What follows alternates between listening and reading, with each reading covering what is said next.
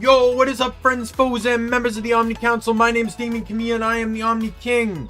Hey, Nick, thanks for dropping by again. I know you're busy. Hope your channel's going well. Yeah, so we're starting a new game. I'm just really excited to play this. Like, normally I kind of sneak the game in sometime in the week, but I'm so excited to play Trials of Mana because this is literally one of my favorite games. Just like play-wise. Like, I played through it, I think, 4 or 5 times. The playthrough we're gonna do is actually the playthrough I never did. And I'm gonna explain a little bit about the party mechanic and stuff in this game in a bit. But first thing, so today and tomorrow are gonna be Trials of Mana, and then we won't pick it up again until next week. That is just simply because I really want to play it. And I only have one day off this week, and that's Guild Wars. So, and tomorrow is my short day at work, where I get out at 4 instead of like 5 or any other random time. So it's going to be the one time where I can get it's the day of the week outside my day off where I can get the most done. And since I took Sunday off, I'm taking that at a Guild Wars Tuesday. So yeah, we're gonna work on that.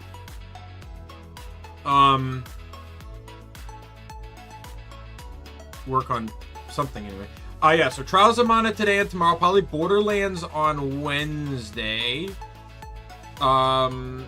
Silent Hope can be Thursday. I no stream on Friday, and then Guild Wars 2 on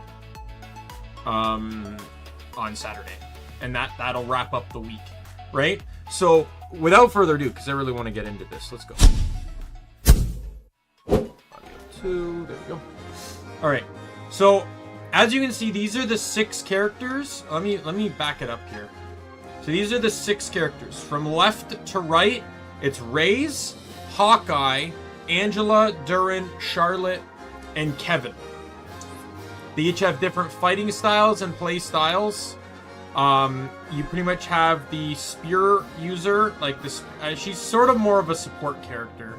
Hawkeye's the rogue.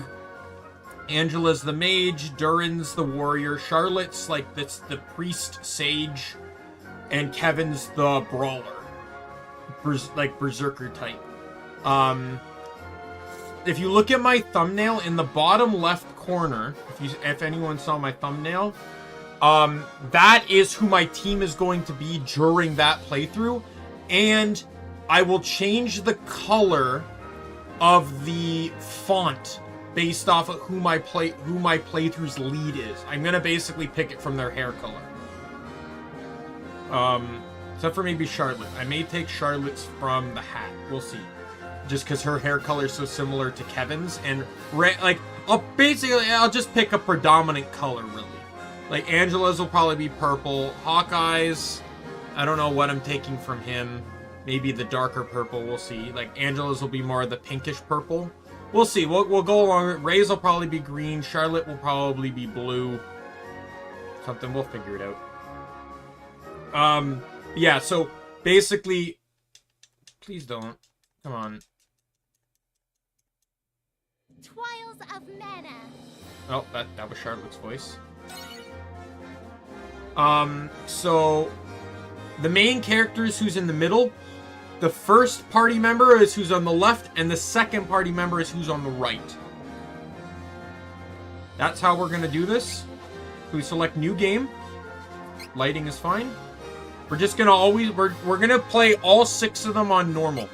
I don't care about difficulty or anything, just for fun. So we'll get to character select. So it kind of just gives you, like here's your character options. So main character determines pretty much how this whole thing goes. Don't really pay attention to the stats. Like that, none of that really means much. Like at least the lettering. Like I don't think the bar is bad, but like the lettering means almost nothing.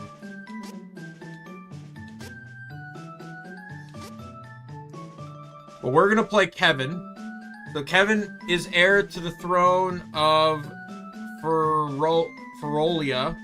His father is the king of the Beastmen, but his missing mother was a human woman. Kevin's father raised him to be a fighting machine, which affected his social skills. He is unused to conversing with humans, which can make him hard to understand at times. The ice around the boy's heart only began to melt after making friends with Carl the Wolf Pup. So Kevin's our main character. Kevin, that's me. So companion 1 is going to be Charlotte. So Charlotte is the granddaughter of Wendell, Priest of Light. She looks much younger than she is. Sorry. Thanks to the elven bloodline in her veins. Perhaps because of this, she has always been coddled by the people who raise her in the temple. Charlotte's bright and outgoing personality can be both an asset and a hindrance. Though curious, she is superstitious and a bit of a scaredy cat. I'm Charlotte, resident beauty of Wendell. And then the last one. So this one doesn't really matter because, so as I mentioned before, there's 3 endings to the game. Durin and Angela share an ending. Charlotte and Kevin share an ending. And Hawkeye and Ray's share an ending. So the first 3 playthroughs are going to be, so we'll do Kevin and Charlotte's ending, then Ray's and Hawkeye's, and then Durin and Angela's.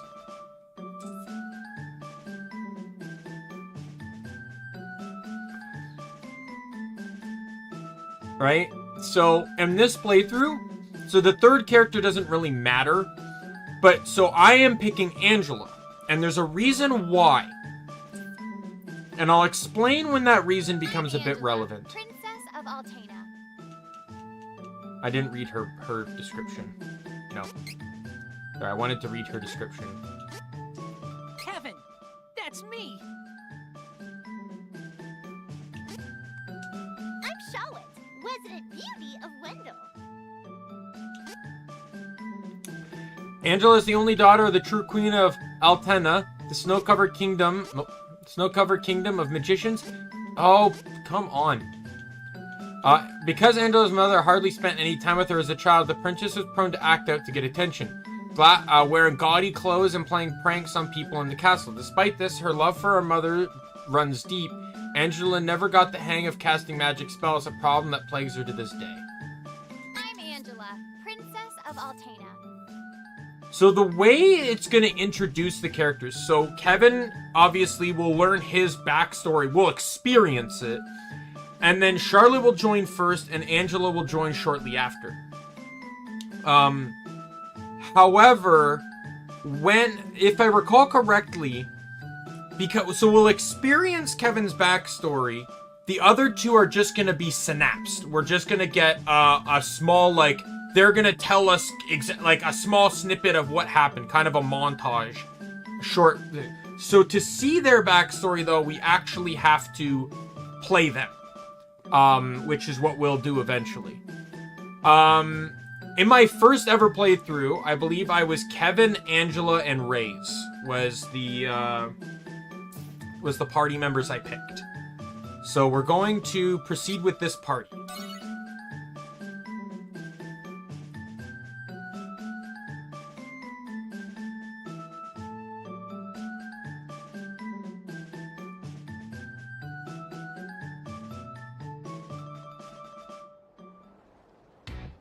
Persecuted by humankind, beastmen were forced to live a life of seclusion in the dark woods of Duskmoon Forest.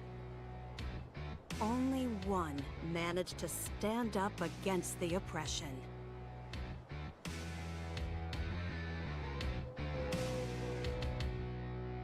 He became king. Under his rule, the beastmen banded together and created the kingdom of Ferolia.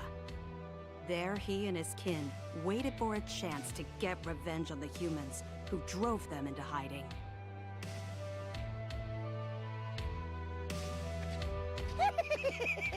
Well, if it isn't His Furry Majesty himself. How do you do this fine night?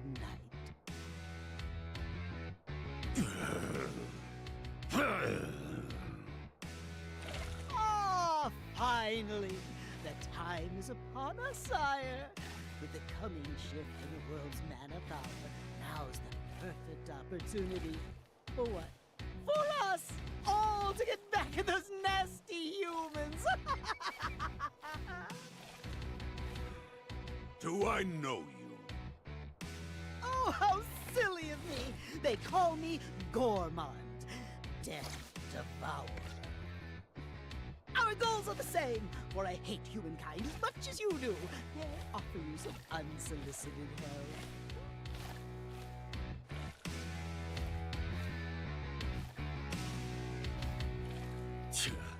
Outsiders and help are unwelcome. Be gone! No, wait.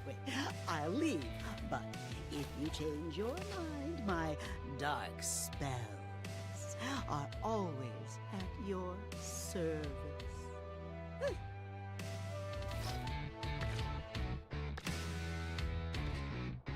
Makes you wonder how he got that far into the castle. I'll give you one chance. Oh, I shan't waste it.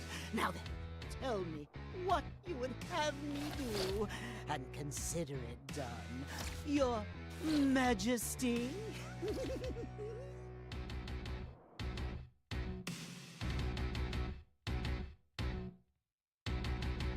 So, I want to say something, but yeah, we're going to another case. Kevin was the one and only son of Ferolia's king.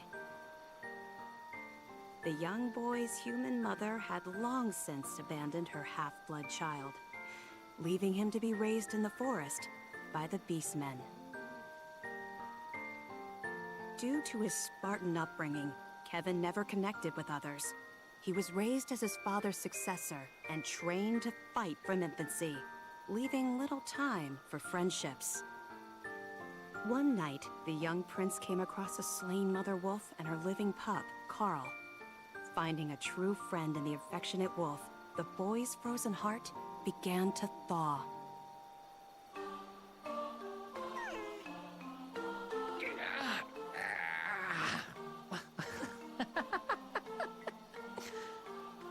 Hey, sleep good? Huh? Carl?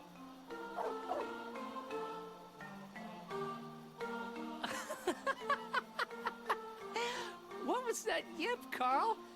Tiny, but still a wolf. Don't bark like a dog. Here, howl. Like this. I'm so out of character. We're alike. You and me. A little wolf who acts like a dog. A beast man with human blood in my veins. And neither of us have a mom. Don't worry, Carl. Got you.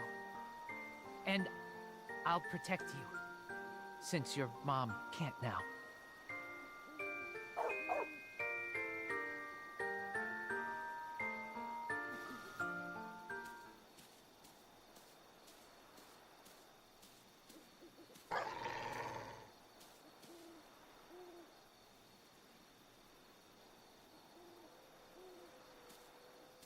Carl, what's wrong?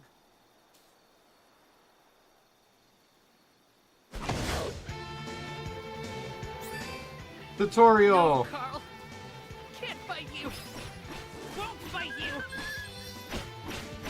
Yeah, so this is very much a math game.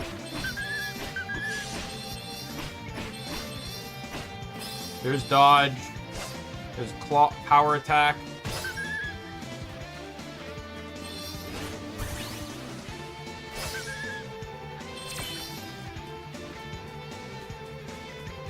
L, B, and X.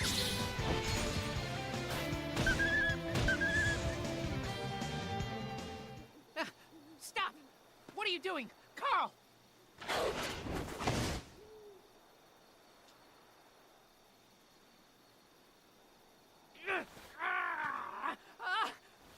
Stop!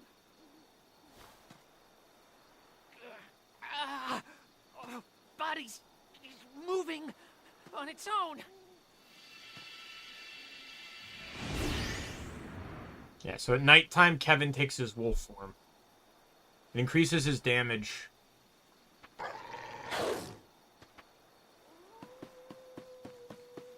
Sort of like a werewolf transformation, it happens automatically.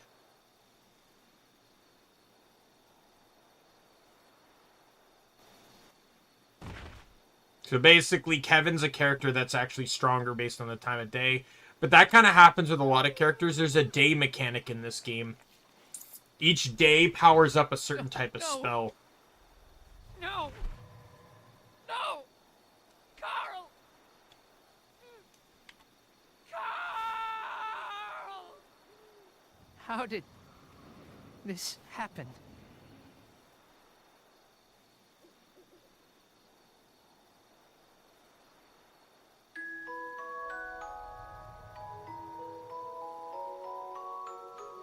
Unable to resist his beastman instincts, the boy transformed and attacked his only friend. Kevin made a grave by the flower patch they'd often visited. Racked with guilt, there he wept for his lost friend. So sorry, Carl. I'm sorry.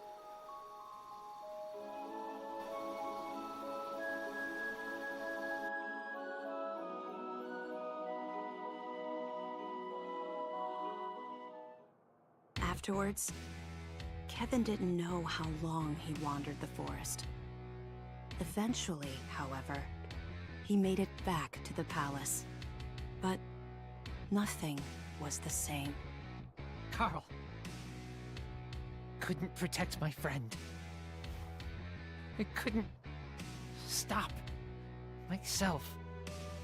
Beastman blood awakened. But why did I transform? Why now?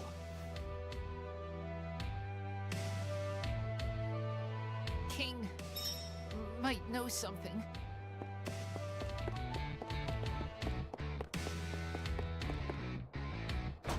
So I think there's an achievement to get all the chests, but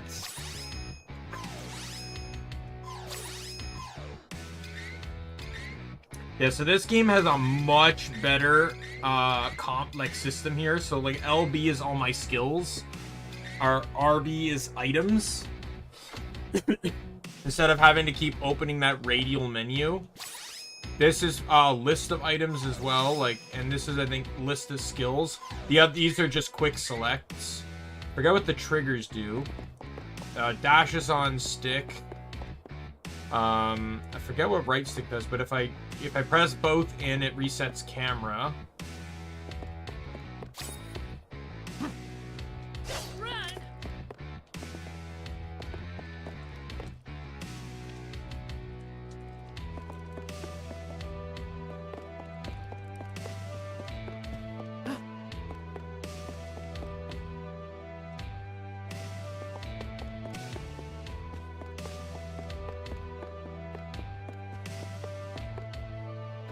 I believe there's an achievement to get all chests, but I don't think the chests in the tutorial count.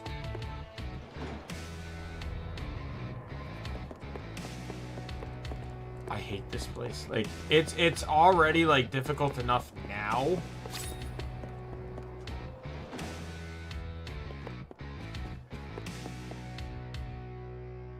By order of the king, the Beastmen forces are hereby sent out to take over human settlements.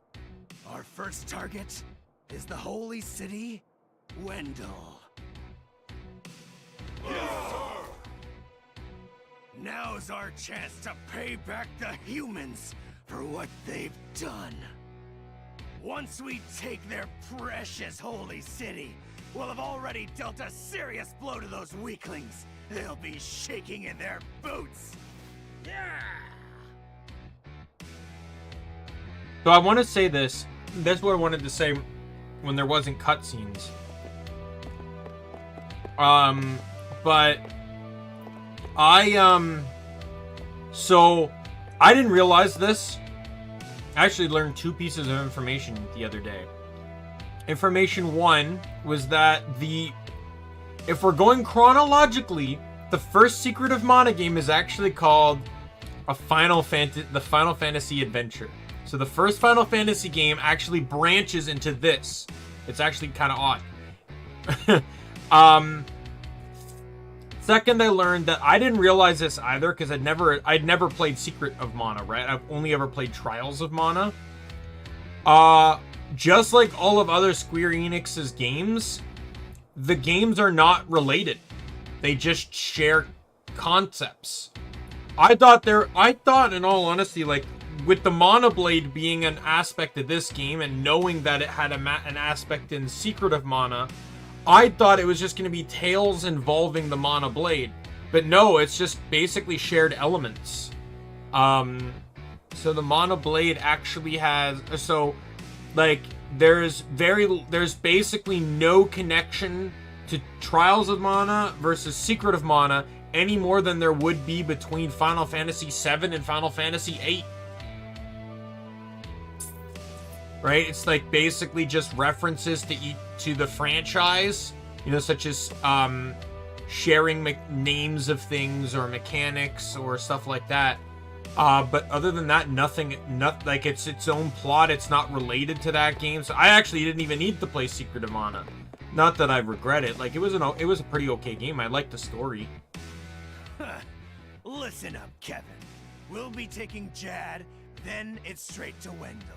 You hear that, Princeling? Your old man picked me to lead the Beastmen to victory. He trusts me with his invasion plan, not you. How does it feel to be a waste of space, huh?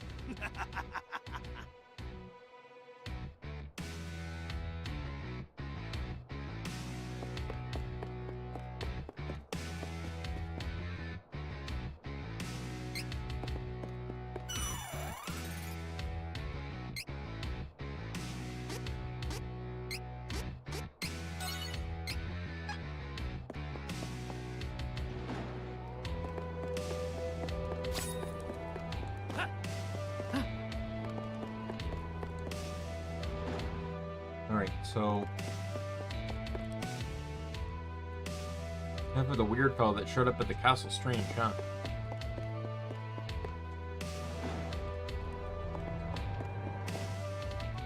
Huh? I hear something through the wall. I know that voice. Well done, Gormand. It's an honor to fulfill the wishes of the king. Tell me, were you impressed by my dark magic then? Corrupting the will of a tiny pup to attack my son is child's play. No matter. It induced Kevin's transformation as planned. With no more attachments to keep him from training, my son will become a weapon. I have no more need of you. Leave. Wait, what? Be reasonable, Your Majesty.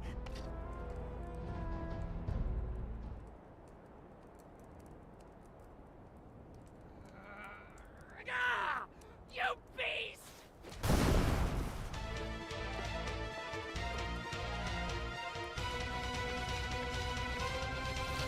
Egads! Just Stop right there, coward! Yes. Use that hatred I see in your eye. Bend it to your will, and let it fuel your beastman power. Never lose it. Shut up! Foolish boy. Know your place.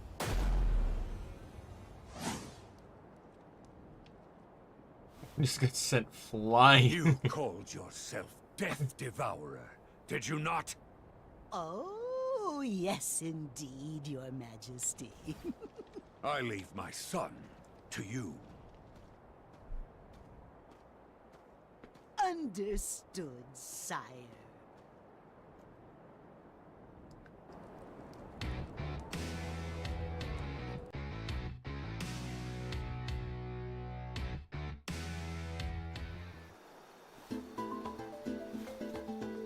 Wow, he got knocked straight to Carl's grave. What a coincidence.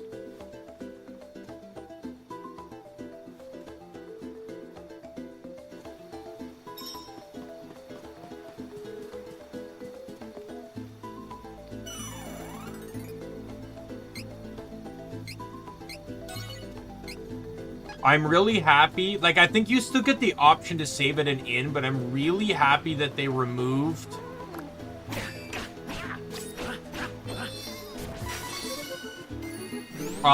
the need to rest at an inn.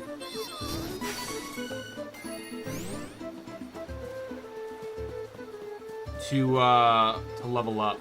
Or to save. Like, you can still do it, but... So it's hard to see in the tight space we're in, but when you initiate a battle, it spawns this like battle circle. And if you so it's basically transition free battle. But you can still run. I don't think I can get past there. So all you have to do to run is to just, like, basically run up against the wall. Like, right here, I'll just show you. If I just hold that, boom, I run.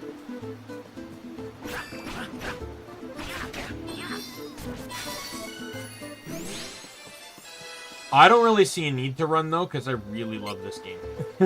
Like, the combat's fun.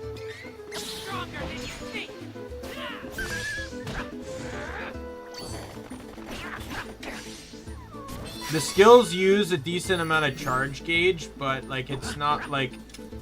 So, obviously, you can't, like, spam skills like you can in, like, the Eve games, for example, but...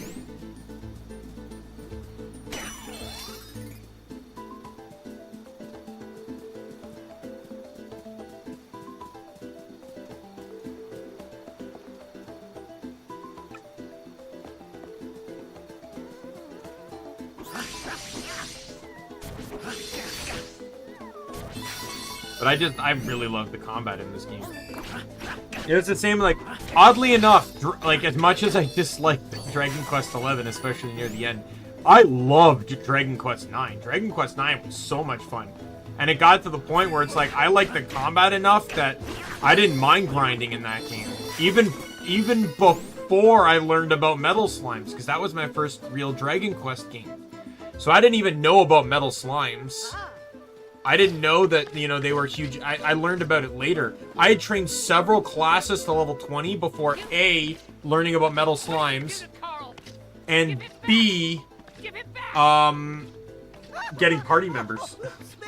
I lost to a boss 3 times before I realized I could get party members, recruited them, and then by the time I realized I could actually customize my own party members, I had already grown attached to the default ones. I've come to you with an offer. Wouldn't you like to know how to... Huh? And Carl back to life. Shh, listen. Ferolian forces are on their way to Winter as we speak. You need to find the Priest of Light who lives there. Why? Because he knows how to bring back the dead. You lie! Oh, now does this look like the face of a liar? Absolutely. You cannot wait!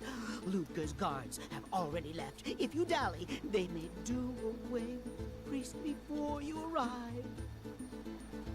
Where's Wendell? Where? It's this way, Your Highness.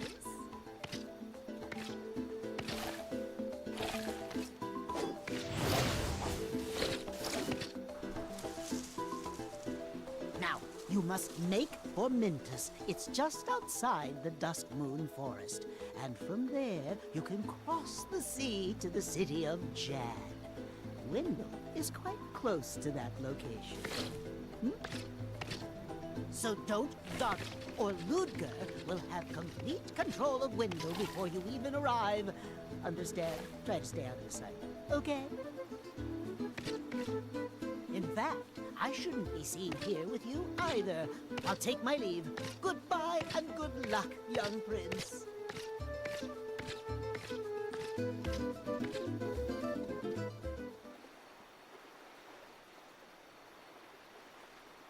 Carl. Wait for me. Priest of Light and Wendell will tell me how to bring you back. Still my best friend. Carl. That coward is no father. He must be the reason Mom left me behind. Is she alive? I want to see her. Hey, Romaine, how you doing? Long time no see.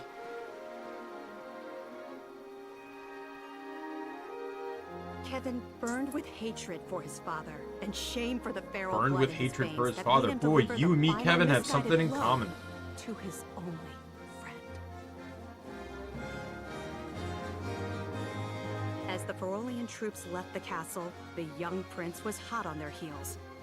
He had Carl, to get to or Wendell Kevin is the and most ask the Priest of badass Light right to bring here. Carl back He to just life. swims.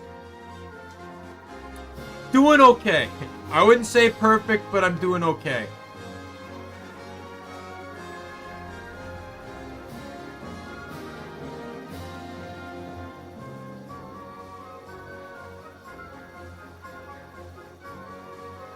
Like, not even kidding, when I get to the world map, I'm gonna show you. Oh, yeah, there's kind of the distance right there.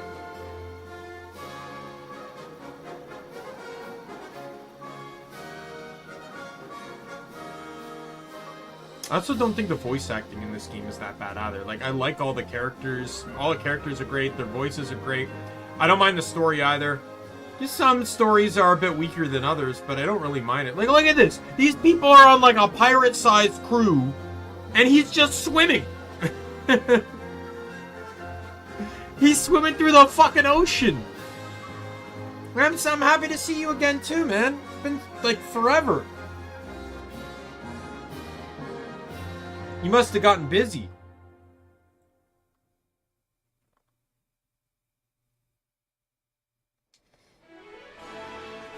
Okay, so, well, we're still kind of in, like, I guess we're in chapter 1 now. Like, that's the prologue. Prologue sets up whoever your main character is. Chapter 1 is, like, building the team. It's getting to the, Chad? Belongs to Ferolia.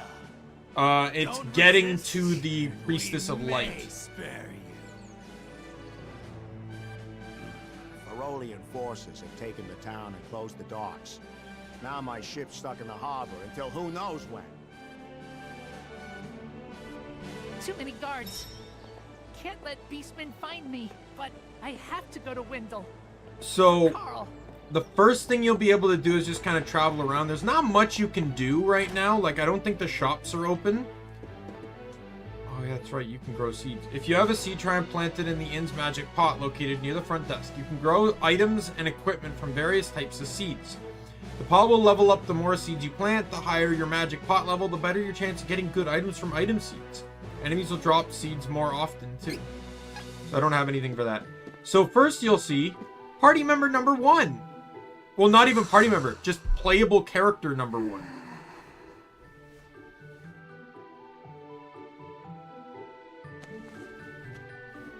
Hey! What is wrong with you? Could you give a girl some peace and quiet? Back off! Slaps him. Holy fuck! You can't get anything past me.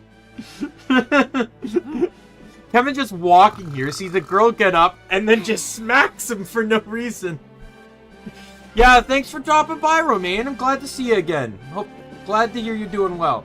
So she didn't join our party here. She doesn't. So this is just something, every playable character, all 6 of them appear in this town. However, after this town, you will never see the other 3 again, outside of small story points that they may or may not be related to. However, Angela is the one exception. Angela, if she is not in your party, right? So there is several combinations that don't include Angela. I am usually utilizing three of my 6 playthroughs will not feature Angela. Angela will never show up in the story. Outside of this moment, you will never see Angela again. She's in my party, so we will see her again. But if, like, in the next playthrough, she's not in my party, so you will never see her again. Even when we go to the place where her home is, we never see her. She's the only character that, if not in the party, has no relation to the plot. It's actually insane how dumb that is. The first time I played through the game without Angela, I was shocked. I was actually shocked.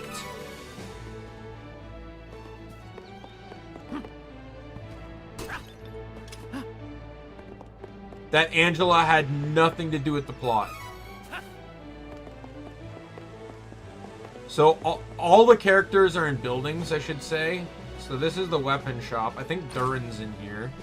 Yeah. Give me a break. What kind of weapon shop doesn't sell weapons? If this is a joke, I ain't laughing. Come on, these beast guys are itching for a fight. Not sure if I can beat them all on my own, even if I had more weapons. Headache.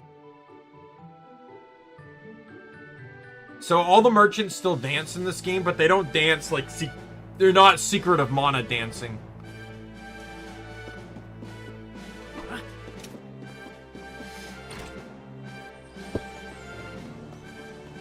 Alright, so that's where Durin is.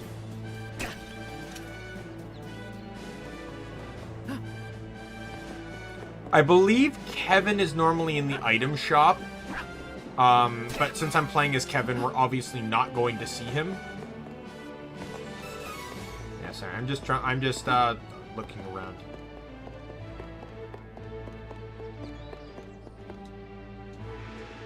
Huh? Kevin? Is that you? What are you doing here? Oh, I see. You're on a secret mission for the king? Don't worry, I won't say it. I won't say nothing.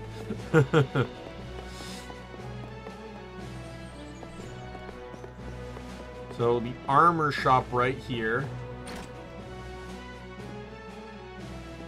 No one's in here, so this might actually be where Kevin is then.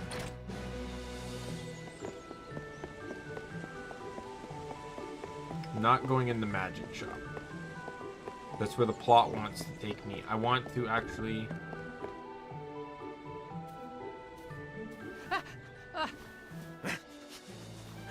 Where'd they go? Was that Kevin? Must be seeing things.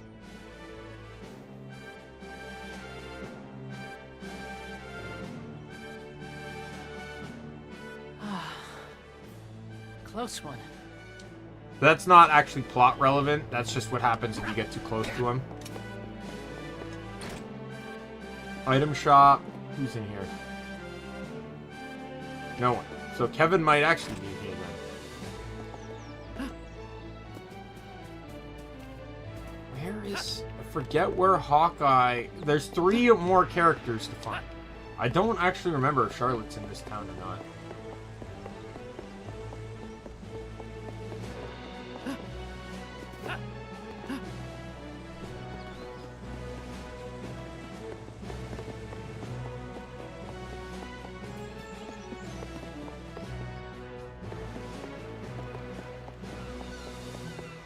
There's a chest.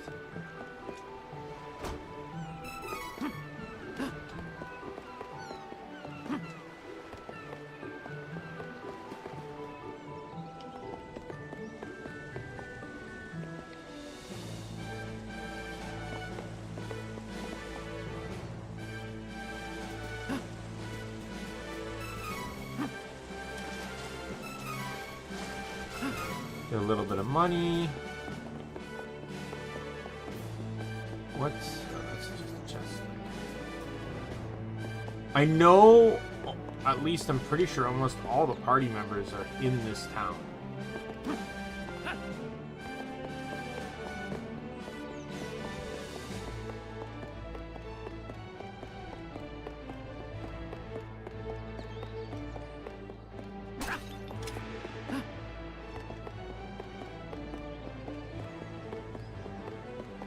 I could be second-guessing Charlotte, because Charlotte actually wouldn't have to be in this town, because she's technically from Wendell. So, she's actually the only character that has a slightly different plot than the other characters, because they're trying to go to Wendell. She's already living there. So her plot actually kind of starts a bit differently. So I don't think she's actually here. I just don't remember where Hawkeye or Raze are. Because I'd like to show them off. There actually is a mod that puts all 6 characters in the towns. I didn't install it, but yeah, if you have that mod, you can get all the character dialogue from each town. But if you don't, you'll only see your party members. So for me, it's going to be Charlotte and Angela. So I will only ever see them in future towns that we visit. Well, I guess we go in here. I think one of them is in here. Oh, yeah, there's Hawkeye. Where's Raze? Oh, you know what? I think she's upstairs. This town is caught up in a war it never wanted. It's the same story everywhere you go in the world these days. Like my homeland. What on earth is going on?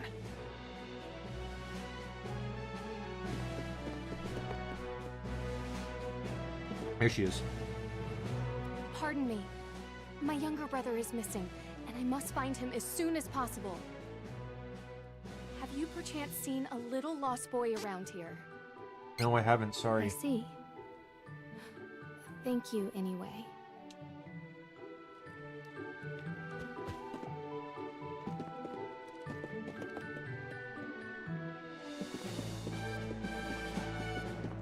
Beastmen of Ferolia look like humans during the day, but at night, they transform into animals. Don't leave the house after dark. You hear? Hey, if you're trying to leave the city, night is actually best. Once the beastmen transform, they lose their better judgment. The whole lot of them tend to get together and brawl amongst themselves until dawn. It's easier to sneak out of the city then. Good luck. Wait for night. Sleep at the inn until then. Just wish our guards weren't the ones causing trouble. I actually really like that the dialogue doesn't interrupt when you screen transition.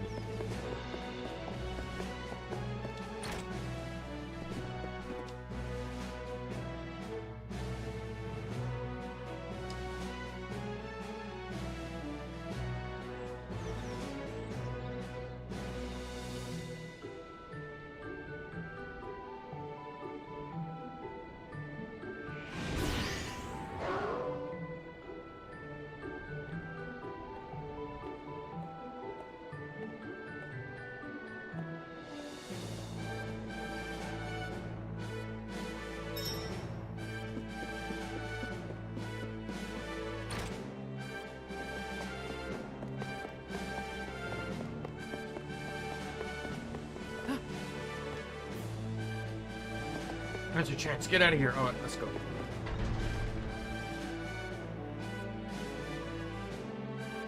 So we won't get our first party member for just a little bit of time because we have to get our guide first.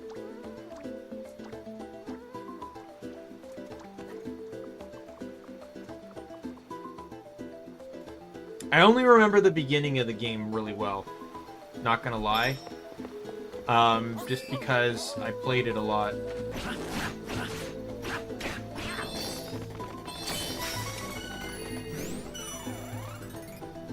Like, personally, I just love how smooth the battling is. Like, I love how fun the combat is, but just, like, one of the big things that killed Pokemon for me is the battle transitions.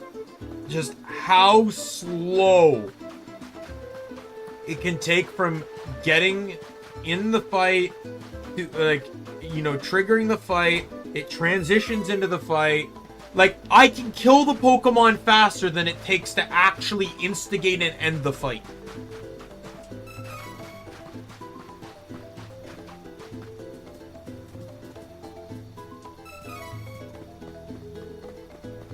So it's like, at this point, I guess the only way I can have fun in Pokemon is if I do weird challenges, but I either do weird challenges or I basically stack the team.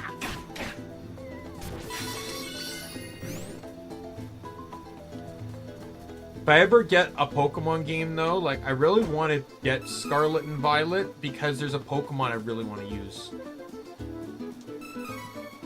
Well, not only do I want to get my boy Go-Goat again, because he's Go-Goat and he's, you know, fucking awesome. Go-Goat's my favorite grass type and one of my top 6 favorites.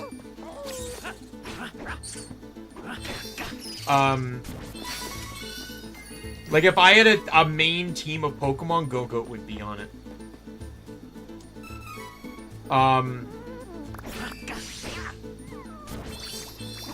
But I actually really want to use the fire and grass type.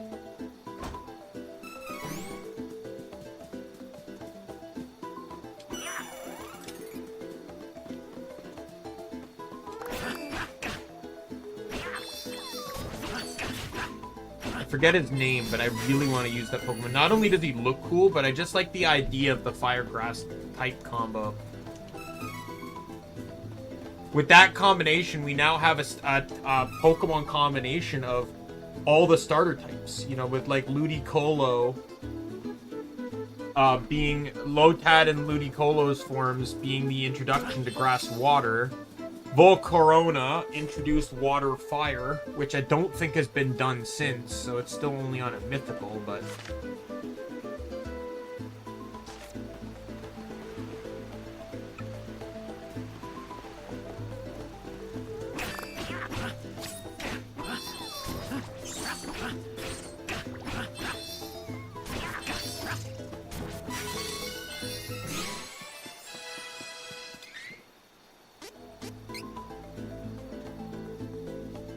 Use training points after you obtain after leveling up to level moves and abilities to increase your stats. Increase base HP, MP, strength, stamina, intellect, spirit, or luck stats. Abilities will grant you special bonuses to help you on your adventure. Equip an ability to get the bonus effect. Abilities with the hand-holding icon next to them are chain abilities. When equipped, these abilities will affect other party members in addition to the current player character. Yeah, so the abilities you get are tied to what your current thing is.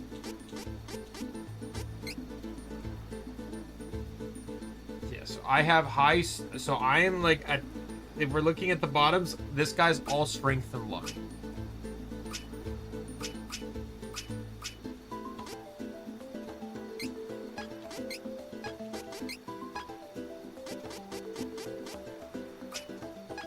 Right, so we should focus on that. So yeah, so you're putting your points into these to... So I should probably invest into strength and luck. I have 3 points right now.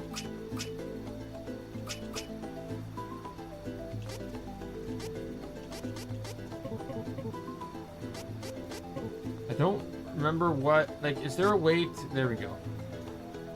Damage dealt increased by 15% when HP drops below 30%. You unlock more as you level up your character. 50% chance of not getting knocked back. 5% chance of canceling out damage from an opponent.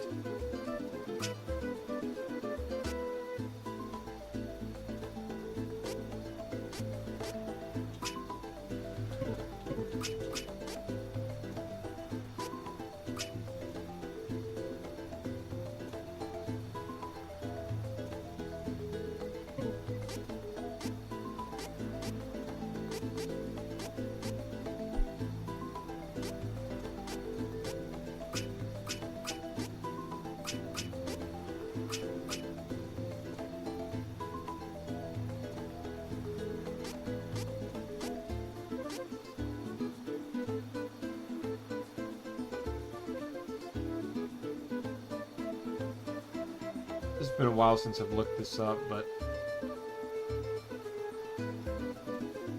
Trials of Mana... Character...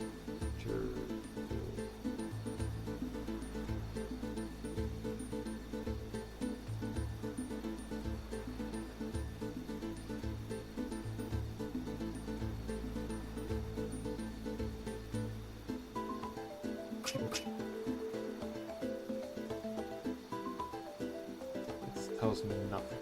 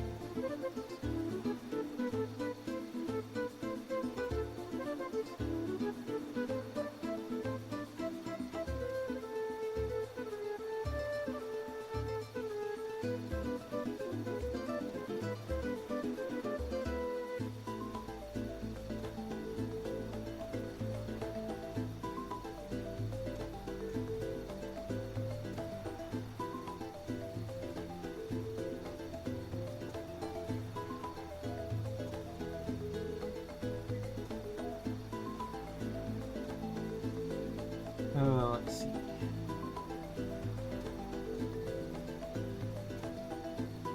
Oh, that's cool. So, all boosts from abilities stack. Elemental combo 1 and 2, for example, will both grant a stacking 30% damage boost if triggered.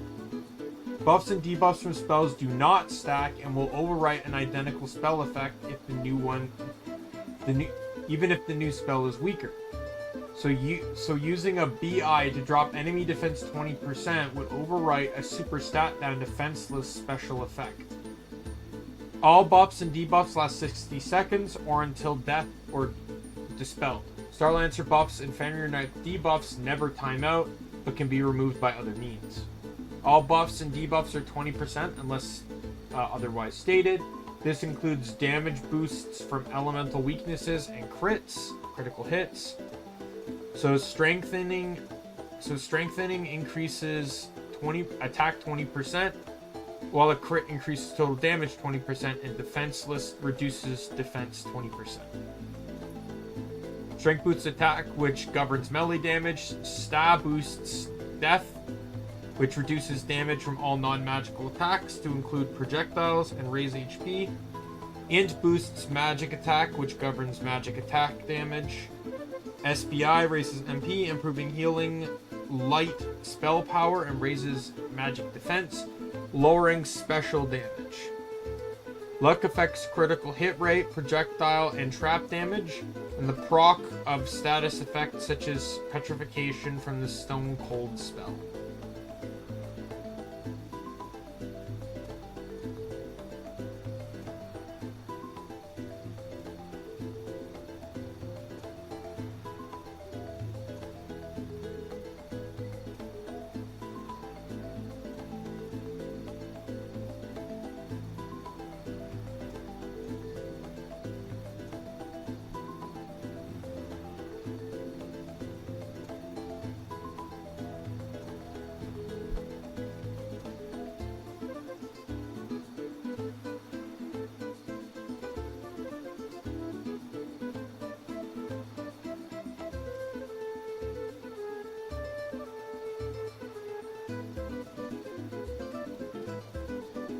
Let me see. Table of contents. Kevin.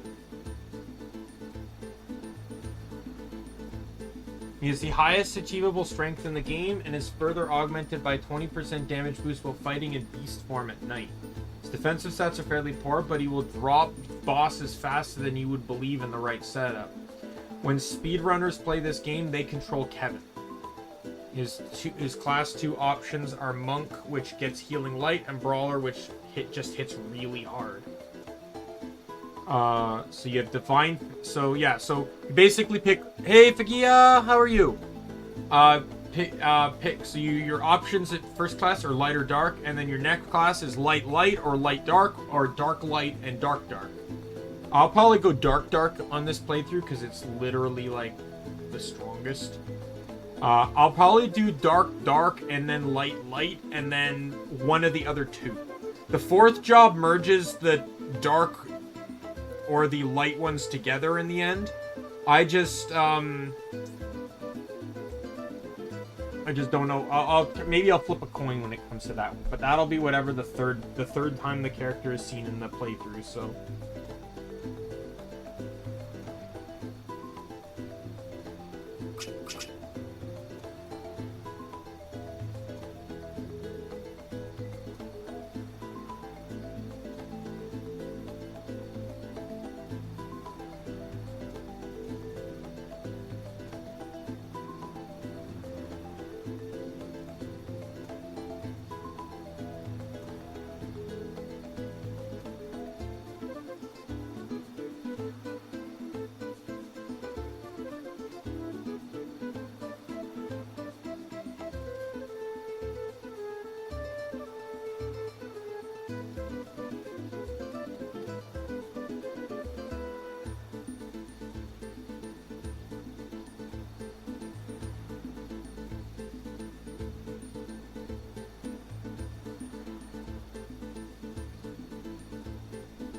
So strength, then luck. As Fatal Fist or Divine Fist, you want to eventually train SPI high enough to get his class special, or get his class spell.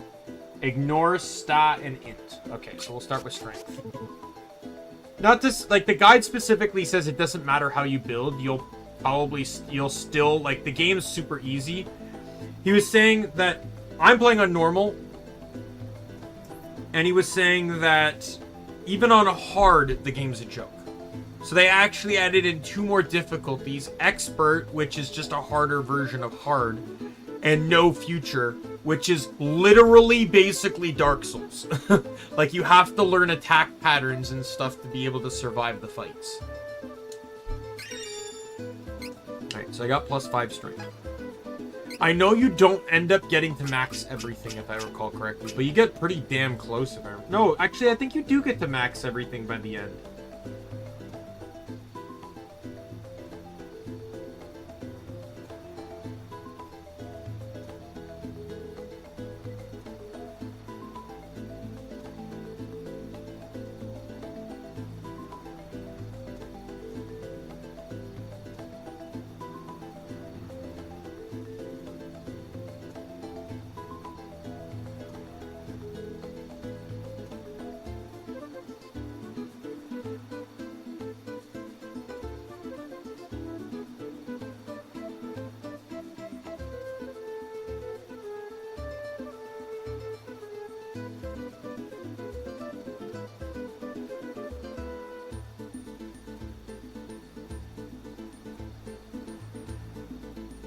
Alright.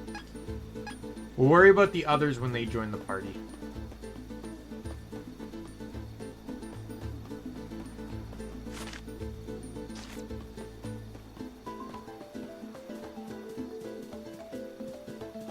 I'll leave this guide open though, just to kind of make things a bit easier.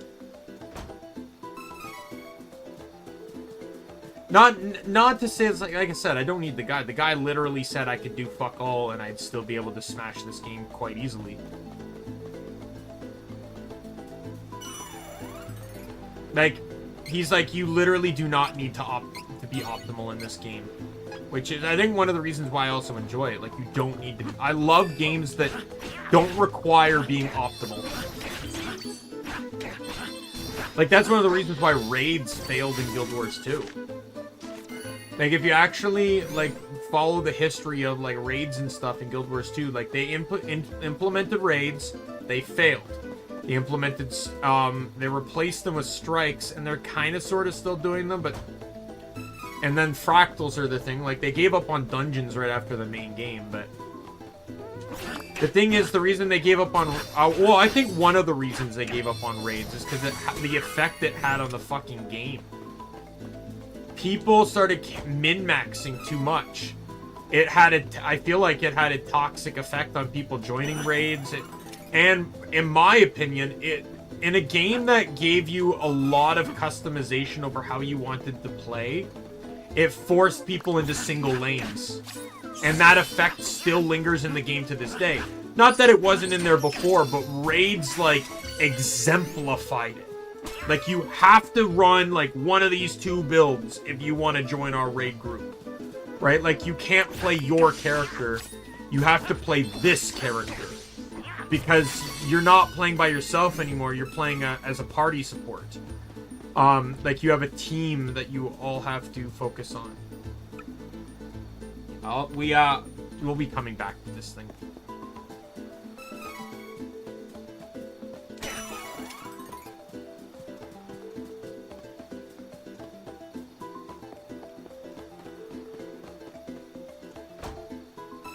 I'm glad it shows open chests on the map.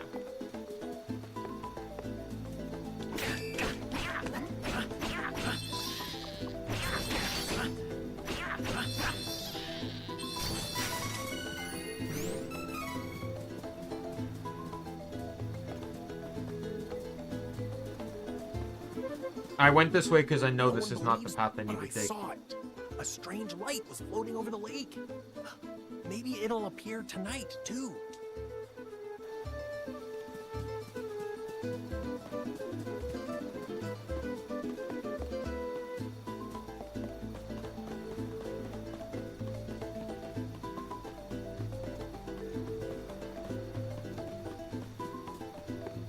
Yeah, so the way the characters join your party is the same in every circumstance.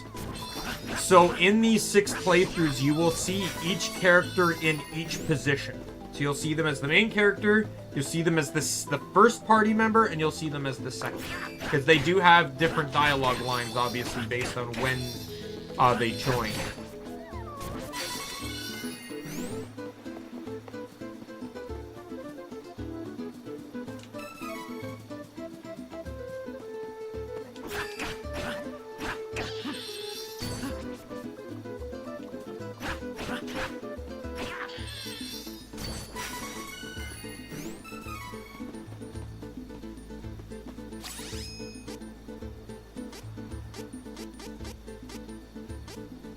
Oh, all seeds. Having an item that can fully heal the entire party, that's actually...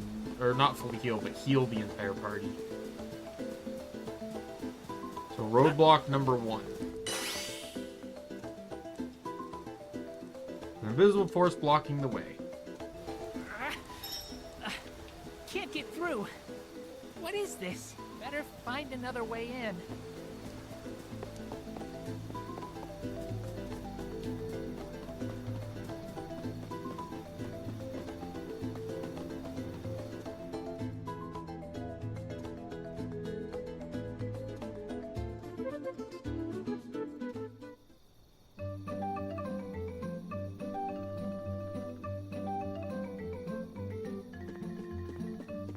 Such a live town with such a fun little tune.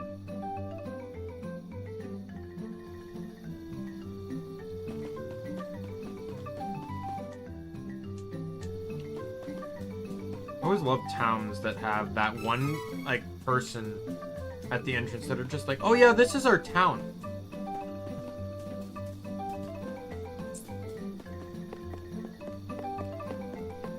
So the vendors are open here, so I can actually go...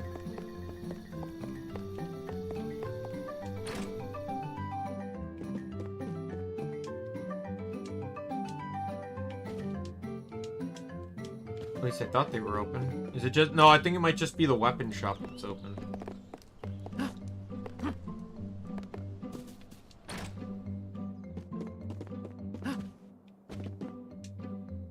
Welcome. Lots of wares to browse. Oh, good choice. We'll use this. And I can equip it, that's... Ah, love good shop customization! Let's go! You'll never need the old weapon again.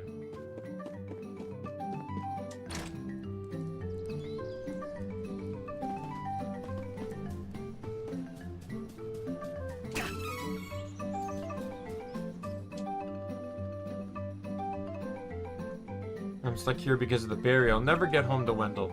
Take down the barrier, hey buddy. If you figure out how, let me know. Gonna spend the night here, I guess. Finding a way home is a problem for future me. You can stay here the night too. Maybe the barrier will magically disappear overnight. You never know. Yeah, that's a mechanic that happens. It's a bit jarring and annoying, but it is. I can understand the necessity behind it. So what that does is it just let me know that it is now Salamander Day. Is that... Can I see that on the map in, like, the inventory, too? Or is, like, there a map? Yeah, so... So, Luma time and... whatever. So, basically, if I use a light spell in the day, it's stronger. If I use a dark spell during night, it's stronger. On top of that, there are 7 days in the week. 6 of the days enhance the power of one of the elements, and the 7th day is a neutral day. None of the days, like, so I have so it's Salamando Day, fire is boosted. However, no other element is weakened. It just means fire is boosted. Like, it's not gonna weaken water or anything like that. It just boosts fire.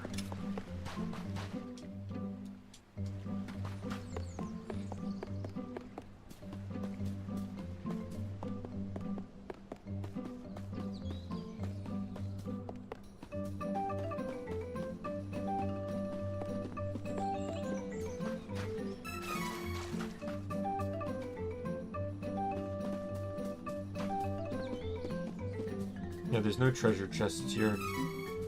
Yet.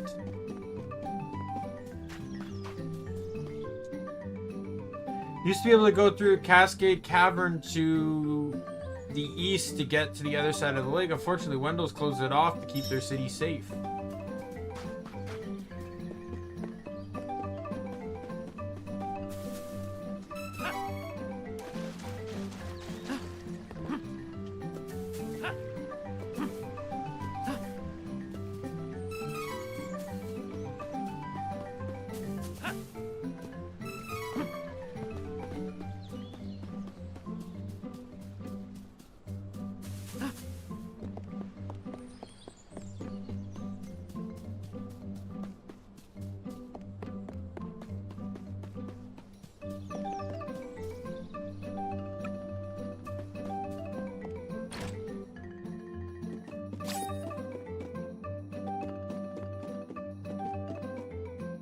Oh. Sure. Wait, I can plant 5? Sure.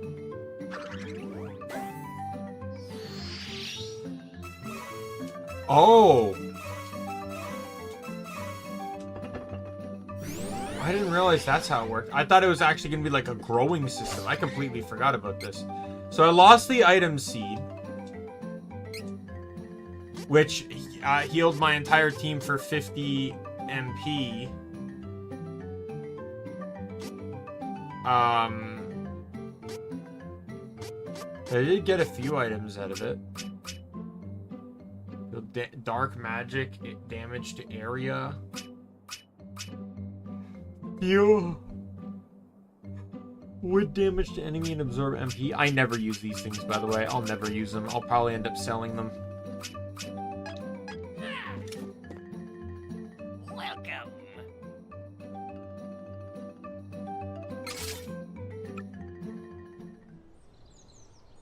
I also don't believe there's in dialogue either.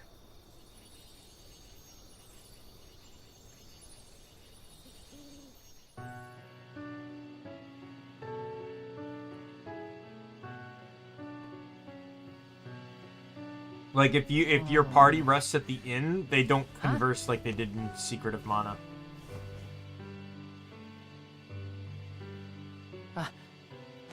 What the? I was told they didn't converse like that in the original Secret of Mana that was added in the new game, which I thought was excellent. A light. But I think it would have been really cool here to do it, especially with your ability to choose your party. The dialogue options change. Like, the dialogue changes around based on who the 3 party members are. I think that would have been really cool. What? Yeah, so I slept to evening, so I could be in wolf form. Never seen anything.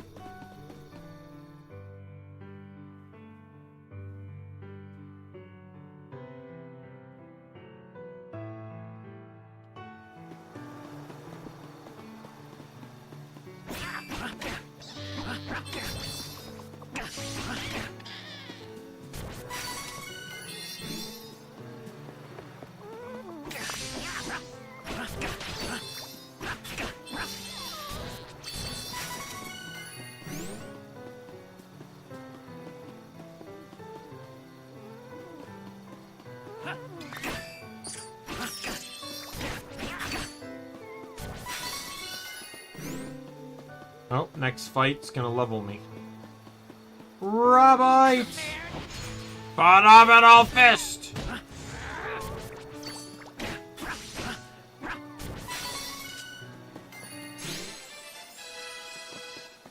Yeah, you get experience. I just remembered that. You get experience bonuses for how you handle the fight, which is also a really cool mechanic.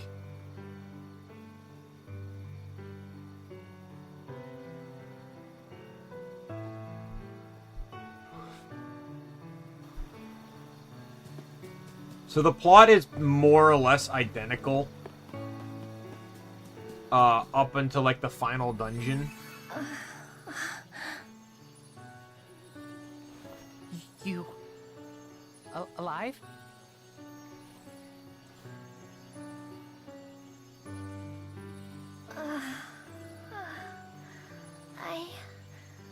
I'm all right. Oh, who are you? I am Kevin, from Ferolia. Saw the light. I see. I have no other option. So I suppose you'll do. Hold on. What? Oh, never mind. I'll tell you later. Please. I need you to take me to the Priest of Light in Wendell. I can't fly any further on my own. Fine by me. Going to Wendell too. But Cascade Cavern. Can't get through right now. I can get us through the barrier. But we need How to does she hurry. know there's a barrier? Something has happened to the Sanctuary of Mana. The Sanctuary of Mana? Wait.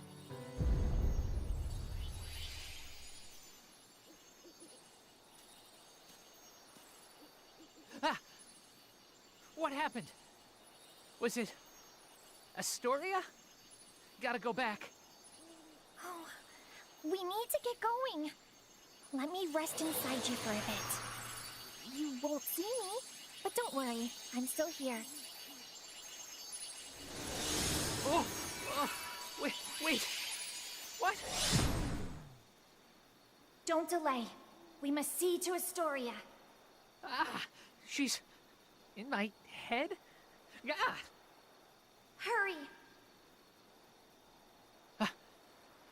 On it.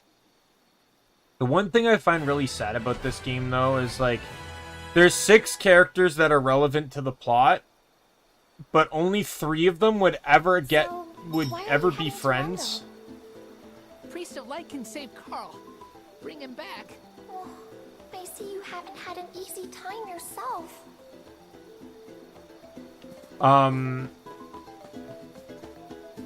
But it's like only 3 of them could technically remain friends, but that 3 is not consistent. Like when this story's all said and done, Charlotte, Kevin, and Angela would all be friends, you know, in theory. But that would leave Durin, Reyes, and Hawkeye to just kind of be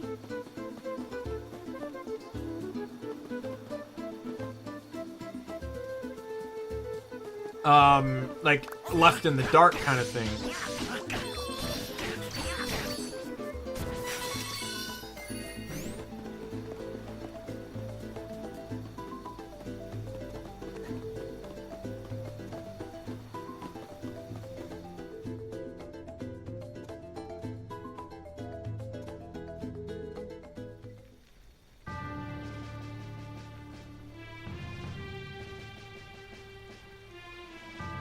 What happened?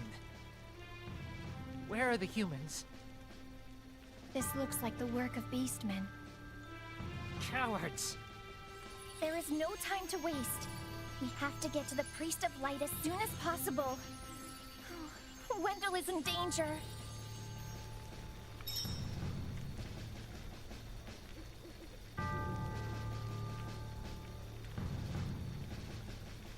Holding in my laptop.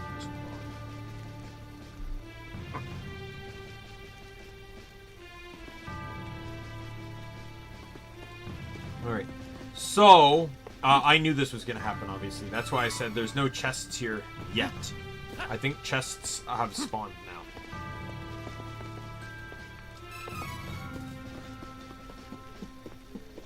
Yeah, see, there's one over there. Just gonna kind of just inspect. Because while I'm here, I'll get all the chests. I'm pretty sure most locations you go to, you can return to. I don't think there might be a few locations that are like no return zones, but for the most part, you should be able to return to them. It might be some time before you can.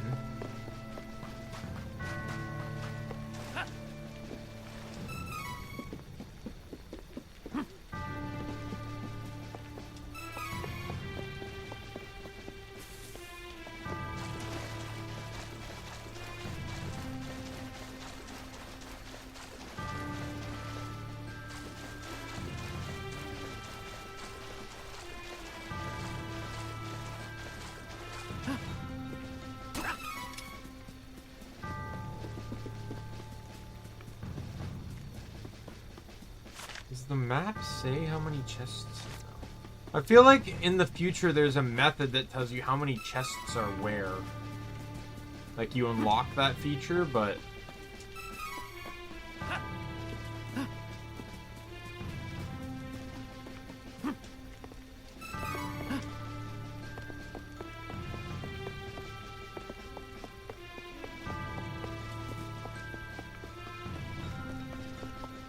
So the pattern in which I'm following for this, so Kevin's the first main character, then it's Rise and Durin.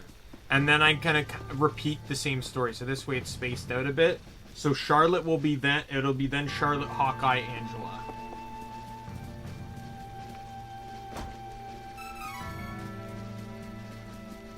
And like I said, each character will be used 3 times, each in each position.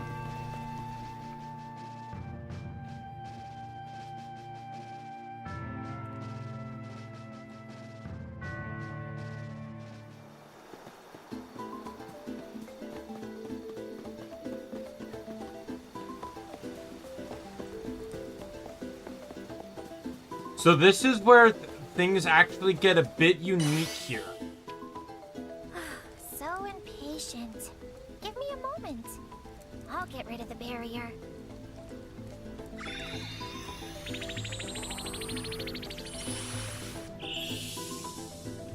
There.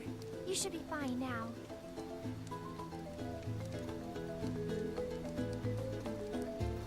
So what makes this moment unique is because Charlotte is party member number 1. Remember how I said Charlotte comes from Wendell? Every other party member in the other 5 playthroughs will have the first party member join here. Because they are in the town. They were in the town. But if you're playing Charlotte, the main story is very similar to Kevin's. But if you're not playing Charlotte, and she's your first party member, she's on her way from Wendell. So she's already in the cave. So like I said, so for every other playthrough, this is where you meet your second party member. Or your first party member. The third party member mechanic doesn't change at all, though. You'll meet them in the same spot every time.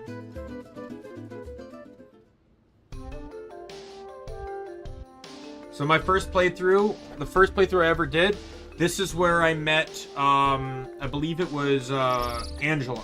Because I think my order was Kevin, Angela, Reyes.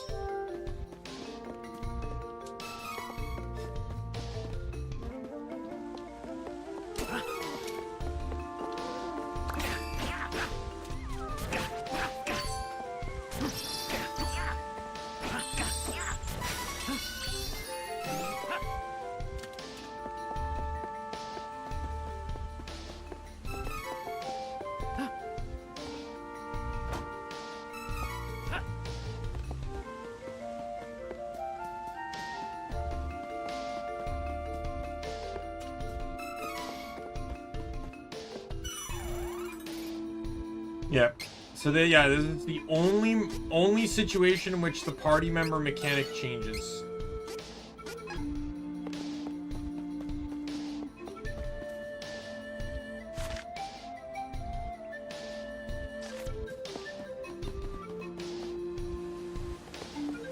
I will come back here.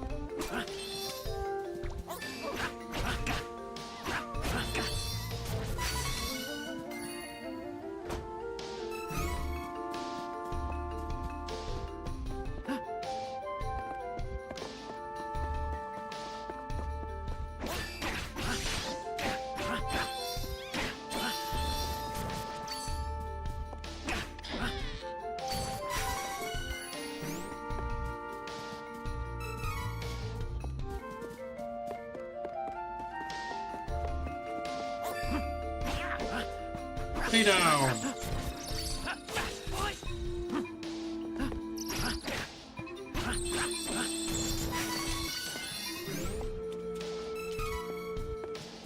I'm happy I picked Kevin first because I just really like I like this fighting style probably the most out of any character in the game.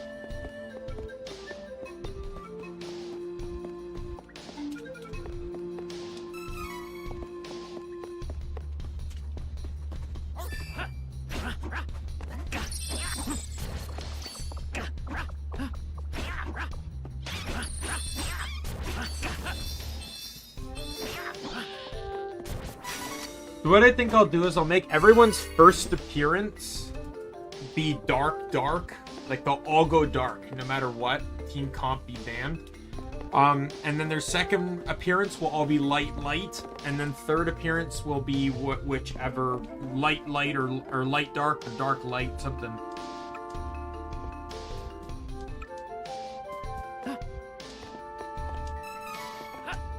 So I believe I meet Charlotte in here. Yep.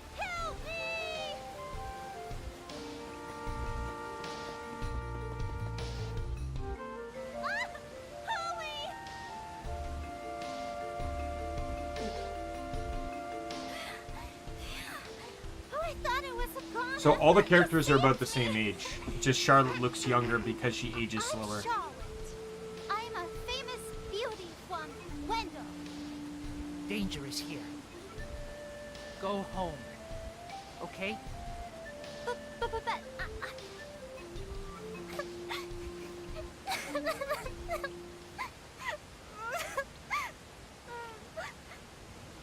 So this is, you can experience the previous journey of your new companion Charlotte, played through her past. You cannot save during a flashback chapter. Any items obtained during the flashback will be lost. We'll watch it. So you actually do get to play her tutorial. Okay, that's interesting. I guess that means we'll kind of skip them on the subsequent ones.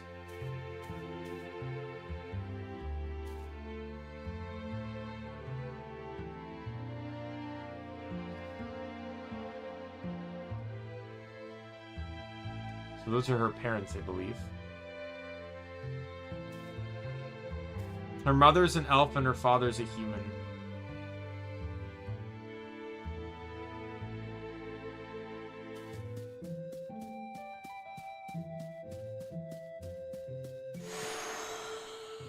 So despite how young she looks, she's actually 17. Papa! Mama! Where are you going? Wait! Don't leave me! Papa! It's actually an interesting take on an elf. That like obviously like the concept is that the elves basically don't age, they can live for centuries. But I don't think anyone ever anyone's ever taken the ideal that elves even age slowly through maturity, right? Meaning that she'd probably have to be like 50 or something before she's even like a teenager. A dream. Voice actress did such a great job.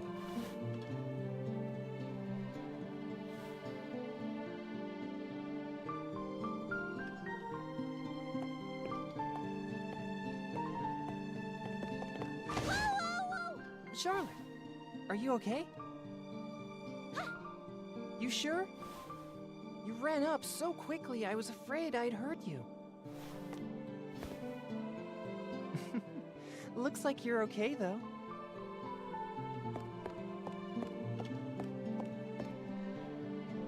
Bye!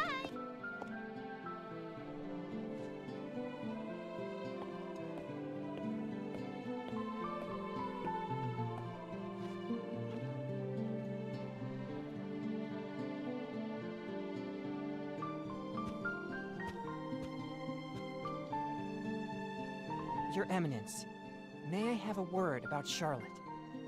Oh, Heath. Mana's blessings be with you. How is my granddaughter? She isn't as chipper as usual. She seems young thanks to her elfin heritage, but she is 15.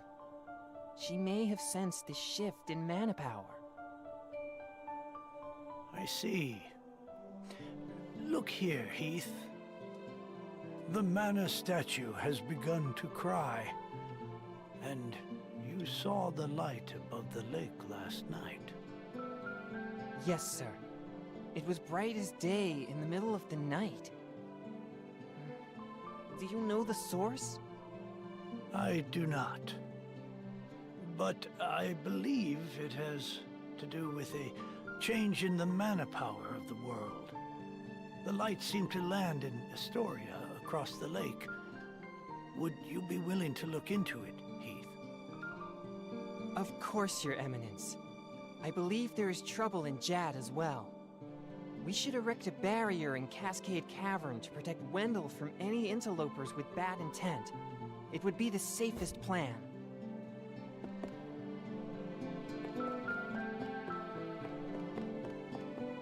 A white, huh? It could be dangerous. I can't let Heath face it alone. I gotta go after him. Okie dokie, let's get out of here. So she actually uses like a mace, like a flail type weapon, which is actually really funny.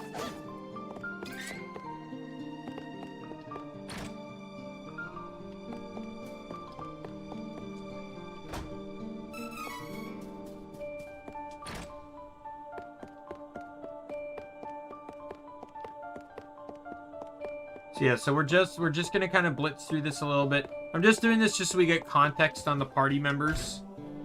We'll only be doing this for the party members for the first 2 playthroughs to get through everyone. And then after that, we'll only have to do the main character one. We'll skip the party members. Let me go! I gotta save Heath! What a jerk! Let's go a different way.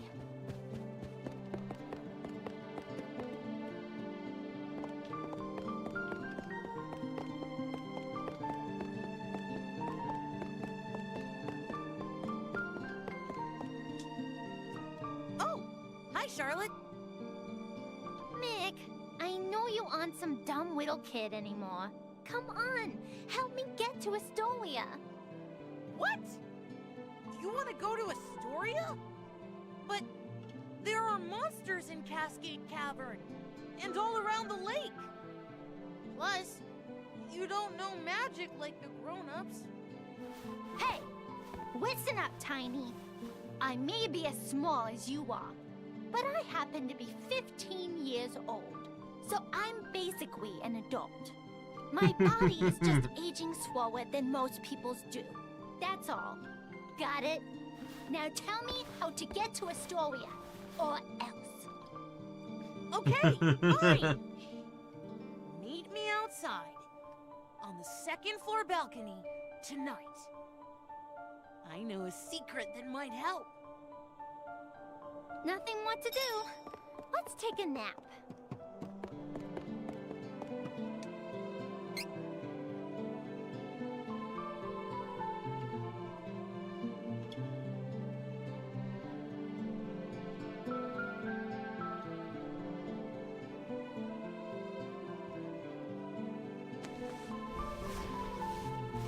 Man, these people's internal clocks doing them wonders. Oh, good. It's nighttime.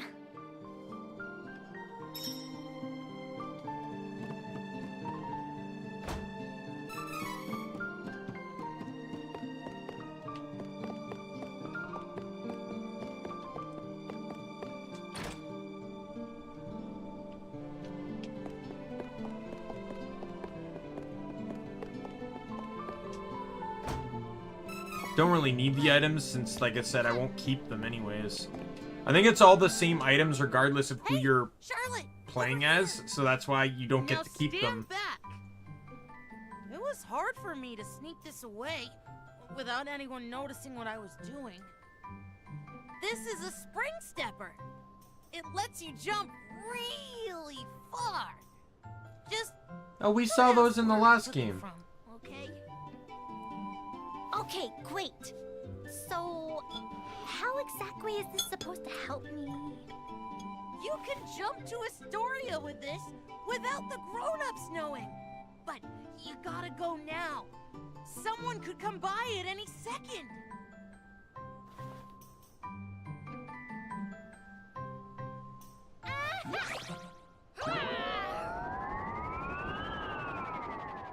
Just went for it. I think my aim was off. Not my fault.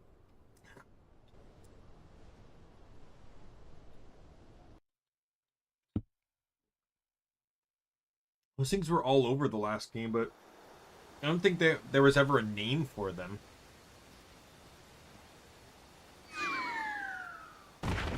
He hits Ray's. Oh my. Oh, are you injured, little girl? She is unconscious. I cannot just leave her.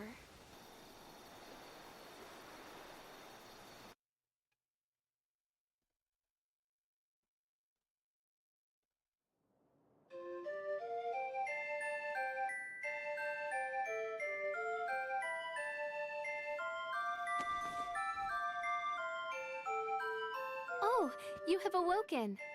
That is a relief. This is the inn in Astoria. Ooh, I'm sorry. This is Mick's fault. He's toast when I get back. Unfortunately, I must be on my way. It is late, however, so please stay here tonight. You must still be tired.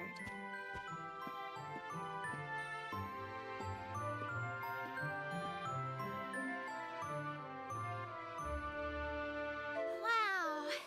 It's a good thing I landed on a nice person last night. Landed But on I a wasted nice enough person. time. Gotta find Heath.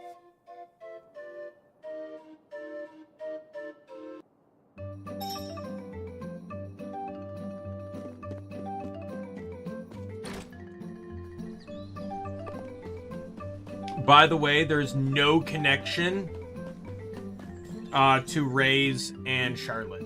So even if like your main character was Ray's and Charlotte's in the party, I don't believe there's any dialogue in which they comment on Charlotte bumping into her.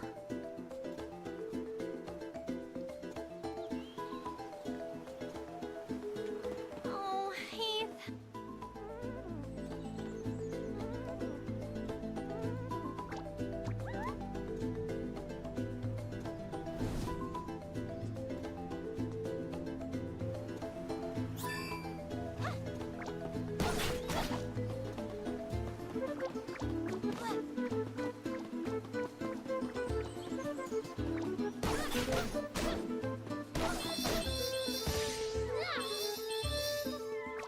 Yeah, since I've already done the tutorial, I just have to beat the thing.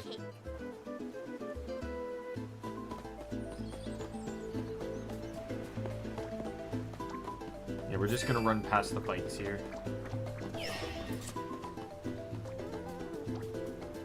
Because it's not like it's going to affect your level.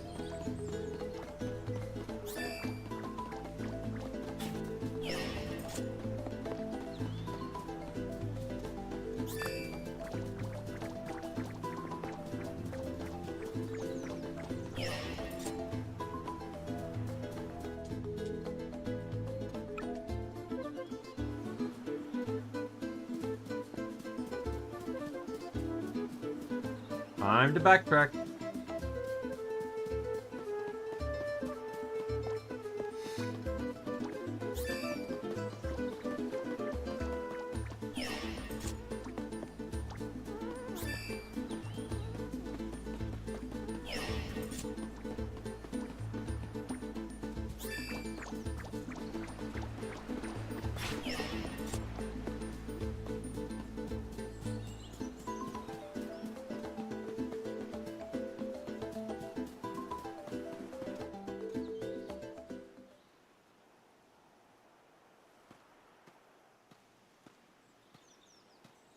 Hey! What do you think you're doing? I could ask the same of you. What business could Ferolian guards possibly have in this place?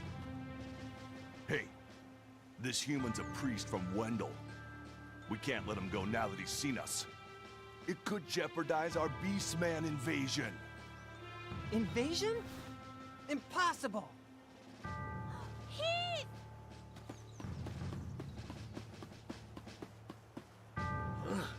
What's with this kid?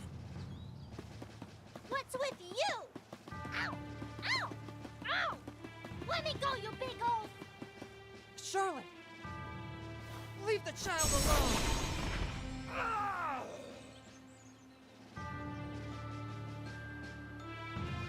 Don't worry, Charlotte. I took care of them.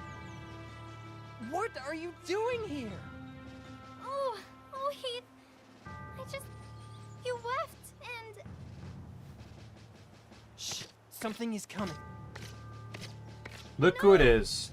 So this is where it kind of ties together for Charlotte and Kevin. Watch out! Is they have a mutual villain, and that's kind of how it works a lot with how they tie together. Is there's mutual villains. Wow! Didn't realize that holy bolt would work so well. I suppose it is a powerful spell after all. Ooh, looks like I hooked a whopper. No! Oh no! What did you do to Heath? Smacking kids. Gee, Silly God. child. Run if you know what's good for you.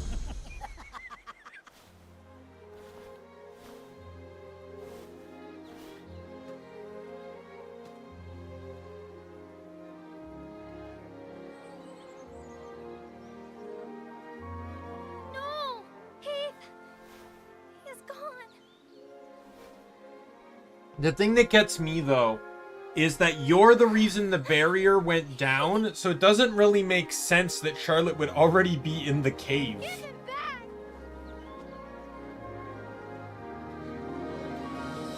Right? Like, it doesn't make sense that Charlotte would be in the cave if you got in first. Whisked away by the Unless she mysterious snuck in night after you as when the you went a Beastmen different began direction. to But attack the city of Jad. Alone and frightened, Charlotte heard a noise nearby.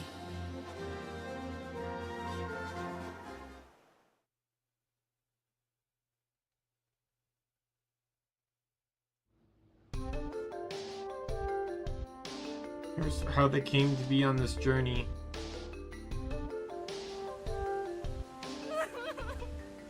And then I couldn't even get back to Wendell because of the barrier. Until you opened a path through the cavern for me. It still to me, it still doesn't explain why you can't meet Charlotte the same way you meet the others. I got a little lost on the way. And fell down. If you hadn't been there, it would have been good night, Charlotte. That was close. Fine. You can come with. On my way to Wendell to see the priest anyway. Oh, you want to see Grandpa? Why didn't you say so?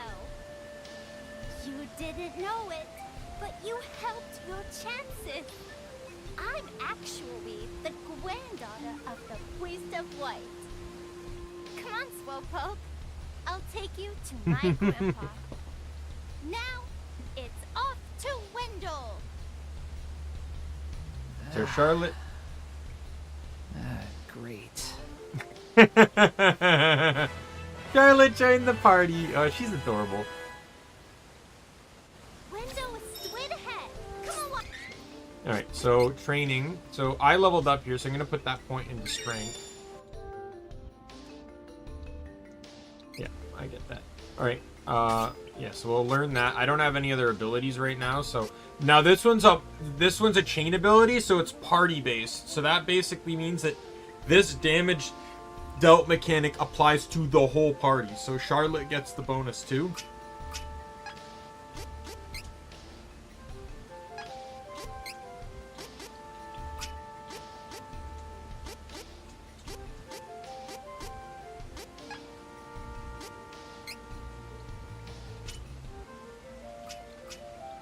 So Charlotte, I imagine, is probably going to go into Spirit.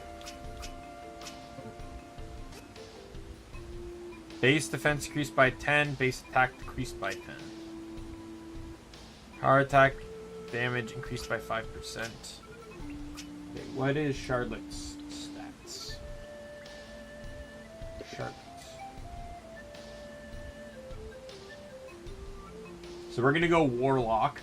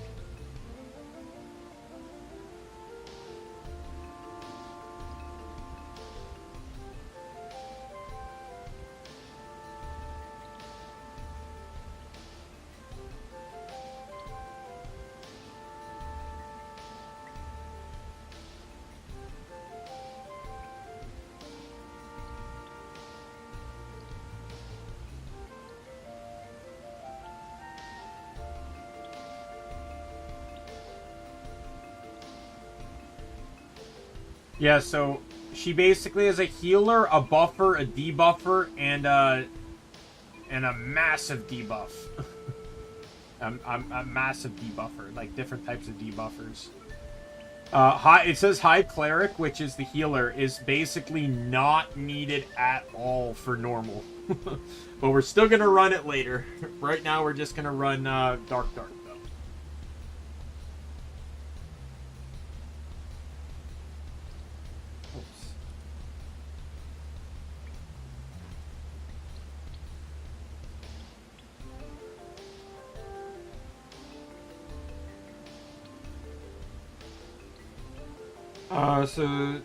Charlotte is your main character. Generally, you need your main character to be main damage dealer. So, Charlotte...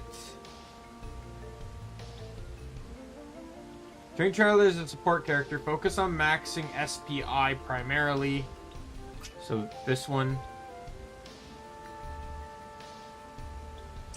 And STA to keep her alive. If she's a warlock, you'll want to boost strength and intelligence to drop the enemy stats with her passive abilities. We're using Rogue Hawkeye as your main on a new game playthrough. Bring Necromancer along for Quick Shot and Dark Curse.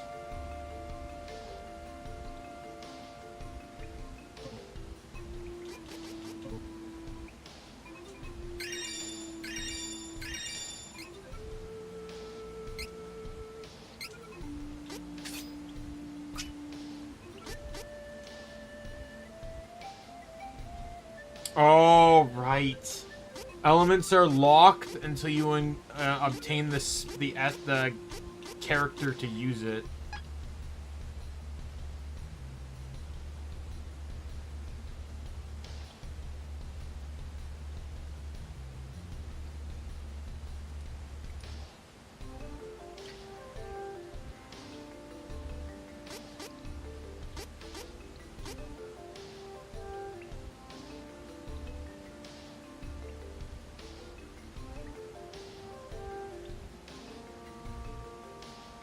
Might not even run.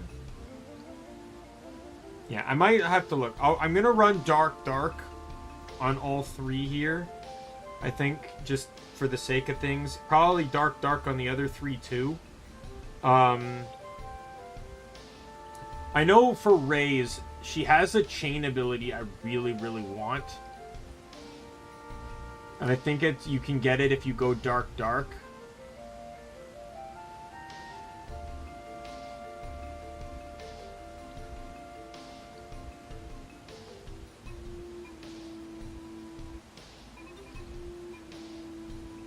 Which is like a plus to all stats.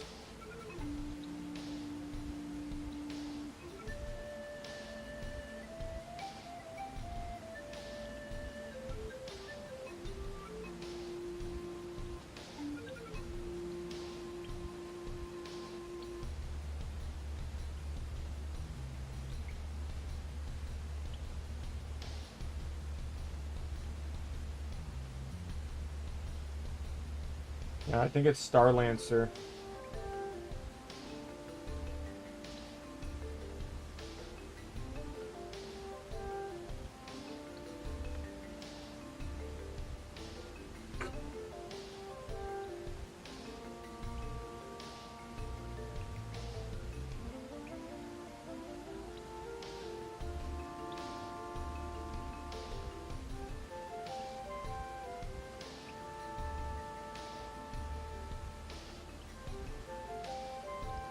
I guess we'll play it by ear, but I want to do all dark on this playthrough anyway, so.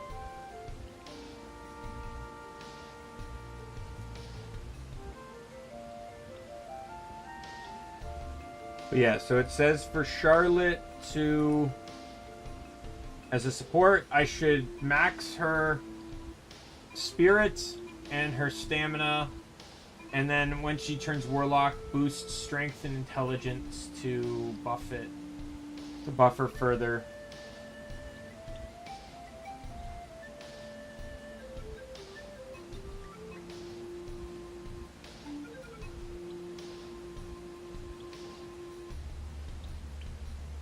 And since I will be running Warlock too. Yeah, like I might not run Cleric, just because,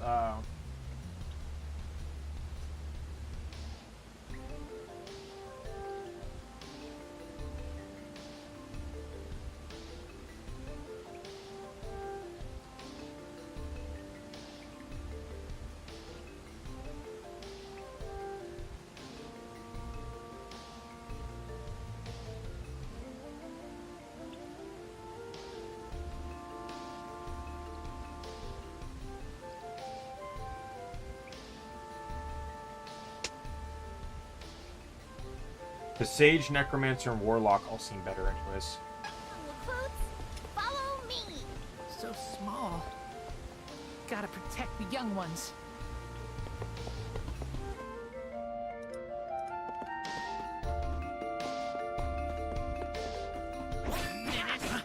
Defeat it quickly and notice this is strength.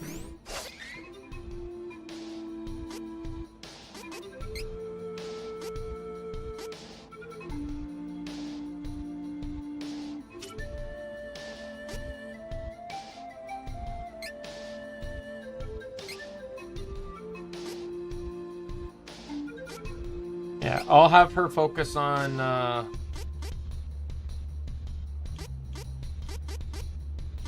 probably do balanced for now.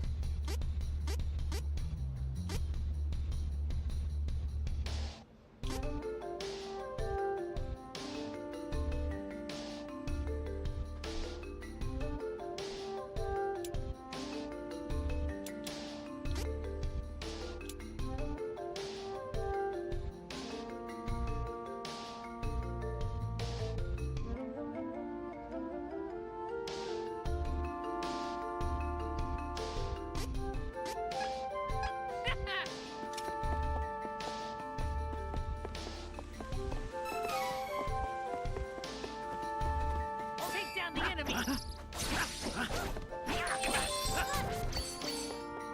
Use me? Vision thinks to my blood. Don't worry.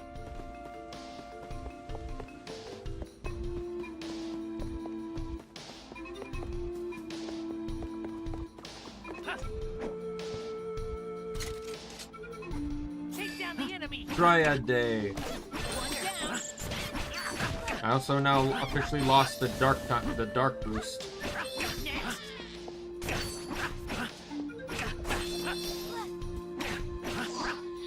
Dark vision thinks to my blood. Don't worry.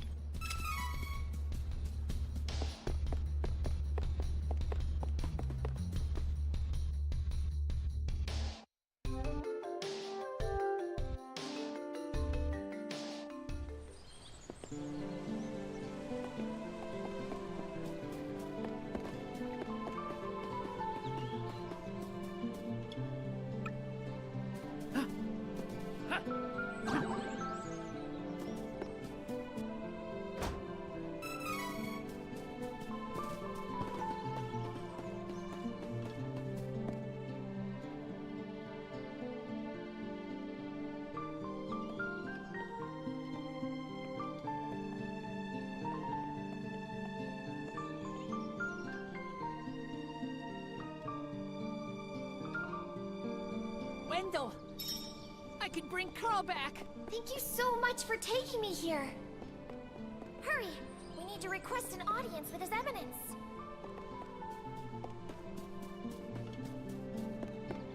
No, I don't know if Charlotte's actually lingering around town or not. I don't... Oh, yeah, there she is. Scarpa's probably mad at me. I don't know if there's chests here, because I don't think you can return to Wendell. I don't remember if you can or not. Oh, there's a chest, so yeah, you probably can. I think for the longest time I thought you couldn't. So I actually started a brand new game. It was the same with Crosscode, you know, with Vermilion Wasteland. Like, I honestly thought you could not return to Vermilion Wasteland outside of the moment you were there. I didn't realize that at the end game you can literally walk around Vermilion Wasteland and actually visit all the stuff you might have missed prior.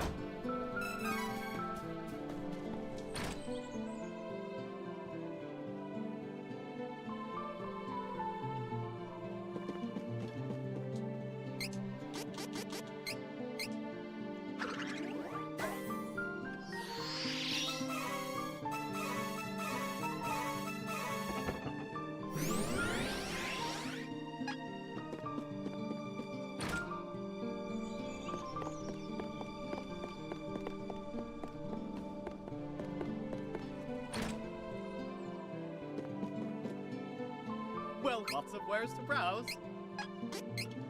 Good work.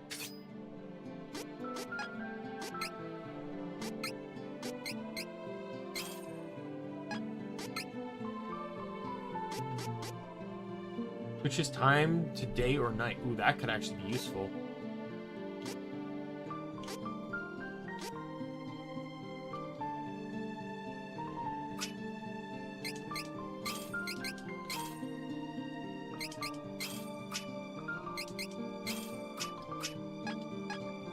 Come again. Like when you're playing for playing with Kevin, it's definitely useful because you can.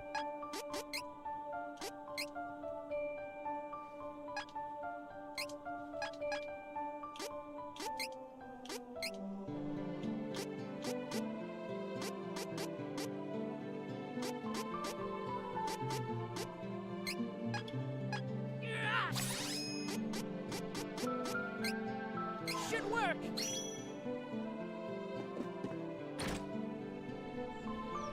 Permanent +1 to luck. Got you!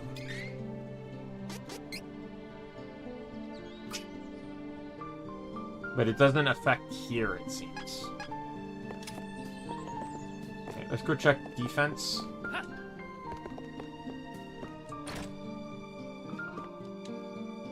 Welcome. Lots of wares to browse.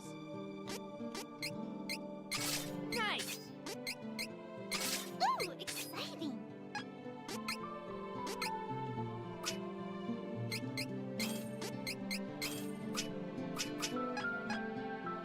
Come again. Wait, did that guy only wares to have... browse. Yeah, he only had that stuff. Come again.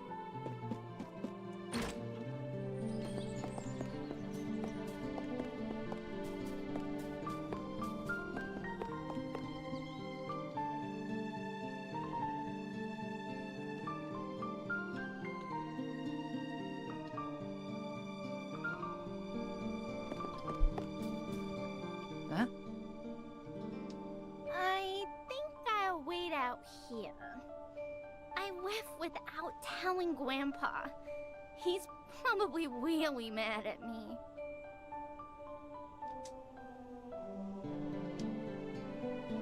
She'll be back.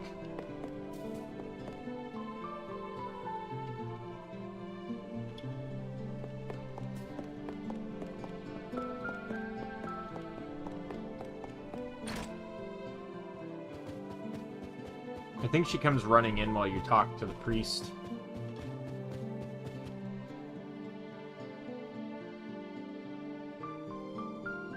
Please, accept the Goddess of Mana's blessings. Priest! Carl! Bring Carl back! Friend. He's my only friend. Carl, the wolf pup. What is your name, son? I see.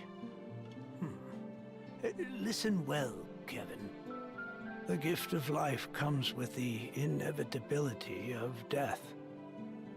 Nothing can replace a life lost, nor bring back a soul who is no longer with us. That is why the gift is so precious. But death is simply how new life begins. Though Carl cannot return to his previous life, his soul will live on in your heart.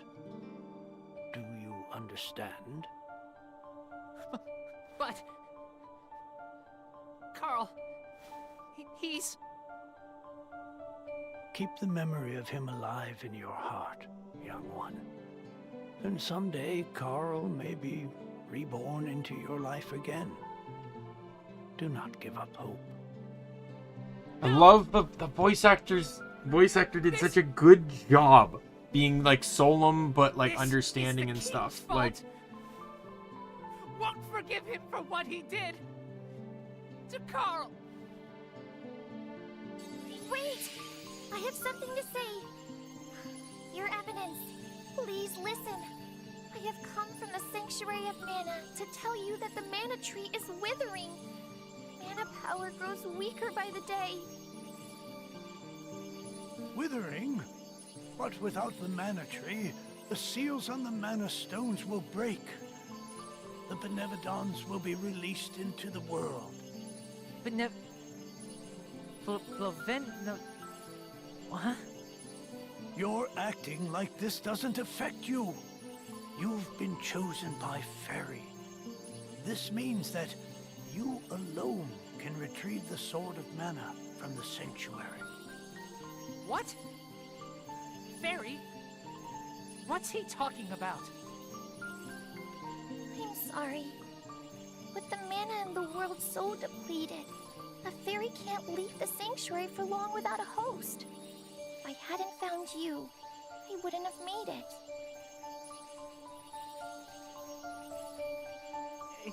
But Fairy's better now, yeah? We made it to Wendell. You do not need me anymore, so go to the old man instead. Would that I were able to bear your burdens. However, once a fairy finds a host, they are bound to them for their whole life. Only death can part them. Huh? Don't need a mana sword. I need revenge on the one who hurt Carl. Can't get distracted. Kevin, I'm sure you already know you don't have the strength to defeat the King of Ferolia. Not with your power right now. But with the Sword of so Mana, manipulative. you would. Kevin's the only character that doesn't technically have a Stronger slot than in the the king? plot. Really? Like, to stop something that's involved with the What world. is the Sword of Mana? He just wants like personal revenge. The Sword of Mana is the embodiment of the ancient power of Mana, guiding force of spirits. It is an alternate form of the golden wand used to create the world itself. The one who holds the Mana Sword gains awesome power. The sword lies in the roots of the Mana Tree, waiting.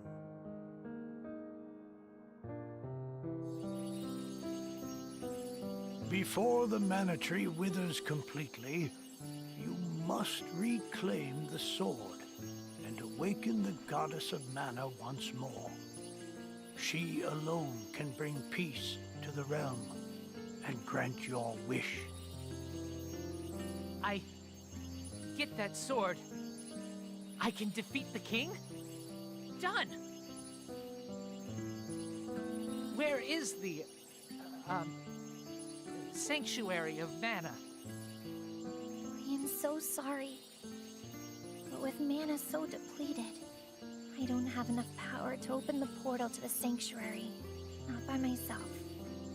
Throughout the world are 8 points of mana energy, mana stones, sealing away the fearsome benevolence. If you activate the mana stones, the portal connecting our world to the sanctuary of mana. This is the equivalency of the mana seeds. And the last one, Through sort of. that portal is the sanctuary. However, you should know that the energy inside the 8 mana stones was sealed on purpose as the mana goddess began her slumber. What do I do? In ages past, there once was an ancient spell used to control the energy from the mana stones and bend it to the user's will. However, countries refused to allow each other any control of the spell and use of the mana stones. The war that followed caused unspeakable damage. It was nearly as destructive as the sealed benevolence. The survivors cursed the magic to avoid future tragedy and forbade anyone from using it. Now the life of any person who uses the spell will be forfeit. There is no longer anyone alive who knows how to work this cursed spell. No hope? There may be one way. If we borrow the powers of the elemental spirits that reside near the mana stones instead, I can combine their powers with what remains of mine to open the portal for everyone. Splendid! This is a relief. If you wish to find a mana stone, I've heard many say that the light stone is in Cascade Cavern, guarded by the elemental Lumina. It is the cavern you pass through in order to reach here. Take Fairy. With what remains of her power, she can help you find Lumina in the cavern. See if you may borrow his light powers. Granted you a new ability.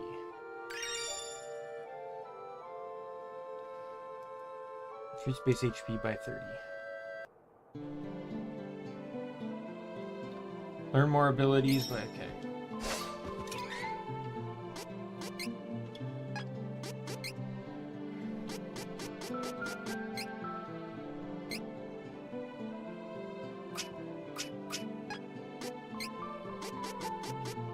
I'm gonna put it on him because not.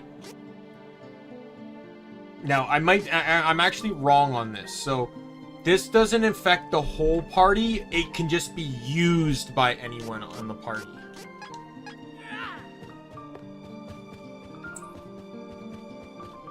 I thought Charlotte came running in at some point.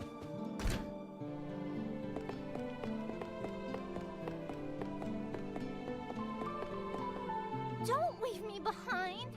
I need to save Heath.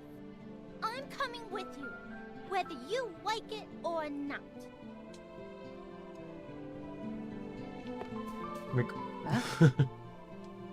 I think I'll wait out here. I left with... Don't leave me behind. I need to save Heath. I'm coming...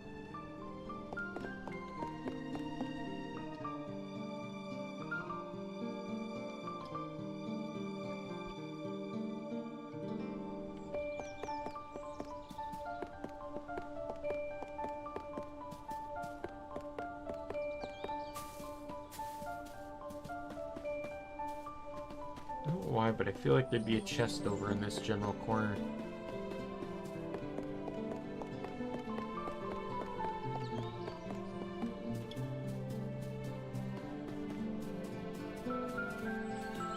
Chest here, though.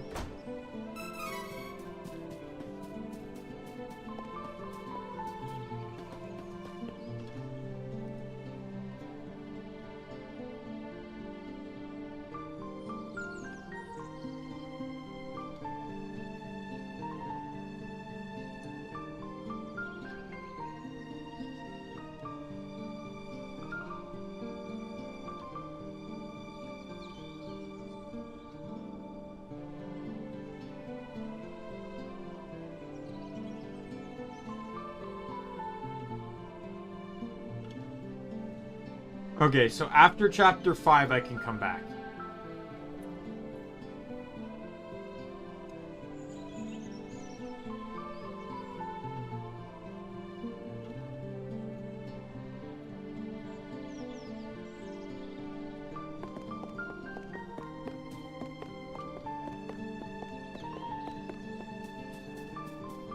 And I think that's what I didn't realize before, was that you can come back after chapter 5.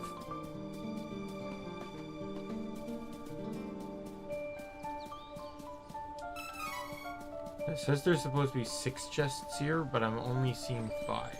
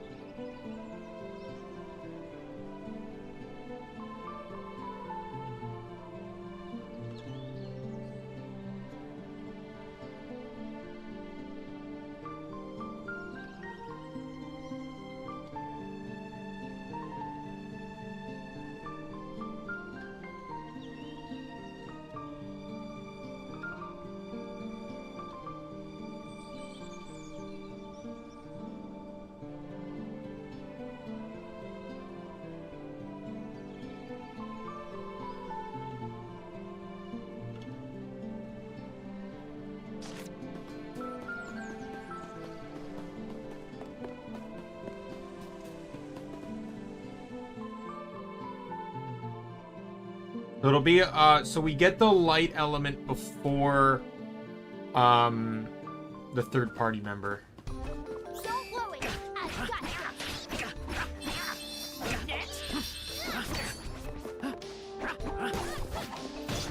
One down.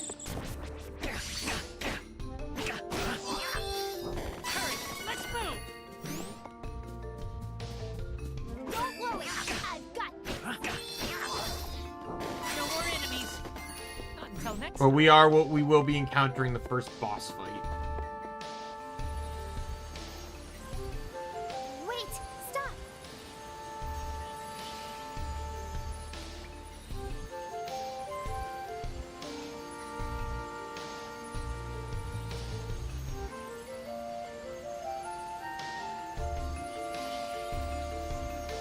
There's mana power coming from the waterfall.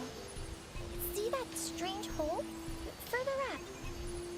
I bet Lumina is in there. Phil, it's weird that Charlotte doesn't have a reaction here, because in the church, Charlotte's the only one that doesn't go in with you, and that's when everyone else meets Fairy and has that surprise reaction of, you have a fairy with you type thing. But because Charlotte wasn't there, she never meets Fairy, but isn't surprised here. Until next time.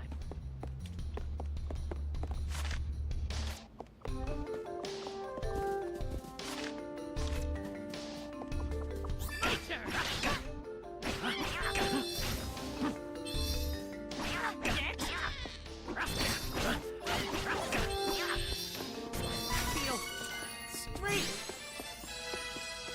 Kevin leveled up. See, I think you do the light elemental before, okay, let's, heal up and save.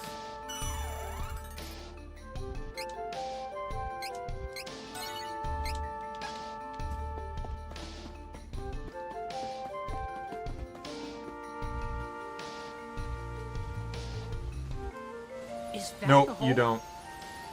Fairy said we have to get there. But how do we do that? Oh, right. I forgot you can't fly. I think I can use the residual mana power in the waterfall to get you over there. Let's give it a try. We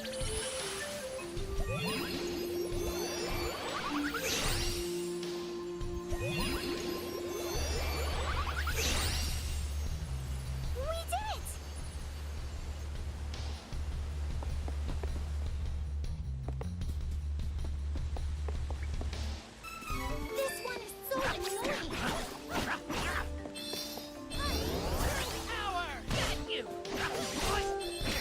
Yeah, I like that. That's an interesting mechanic because it basically forces you to use charge attacks or to use the stronger attack, not just spam weak attack all the time.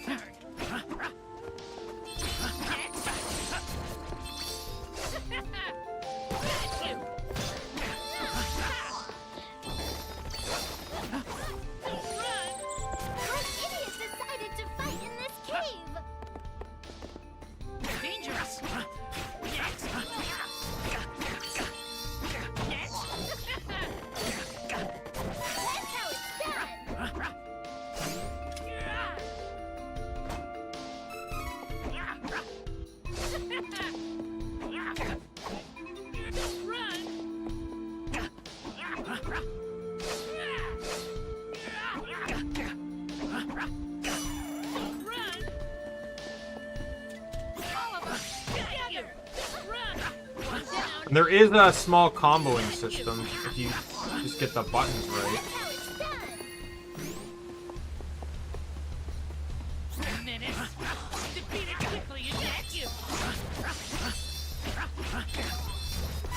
We don't find enemies now.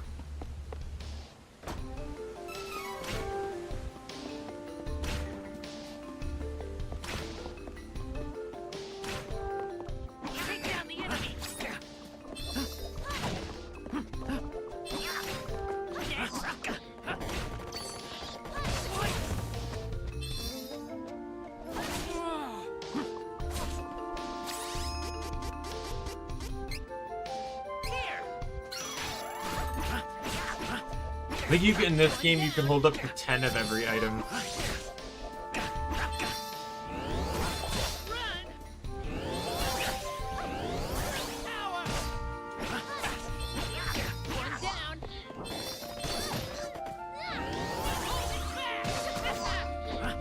Let's focus on finding Luna. Yes. To bring Carl back.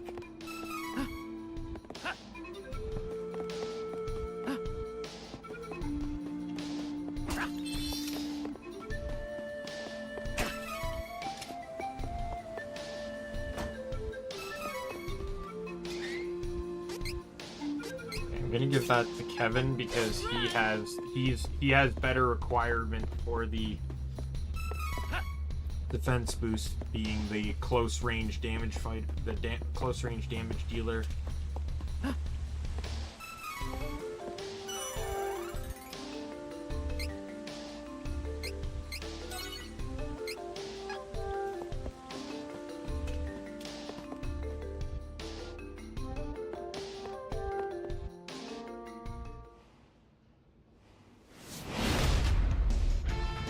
Boss fight. Elemental? Monster? Which? No, this isn't the elemental we're looking for. It's a giant monster. So why do I feel mana power coming off of it? Did this food steal the mana power? Ugh, fight the monster first. Worry later.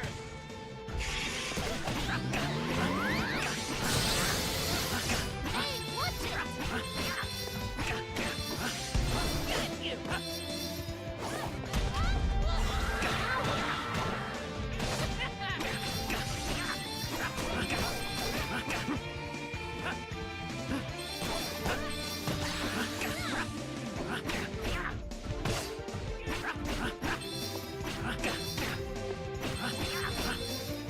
It's hurt.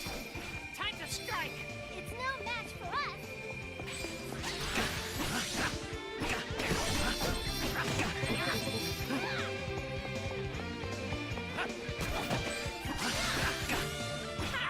We win.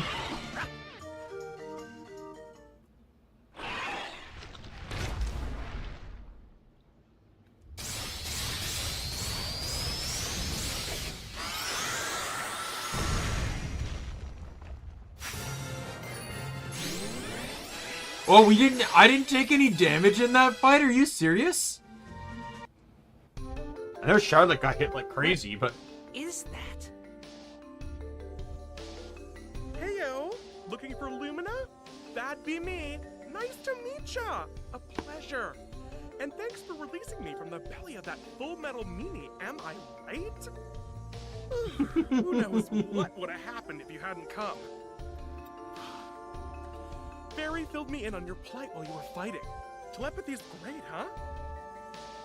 Just like Fairy, we elementals need mana to live.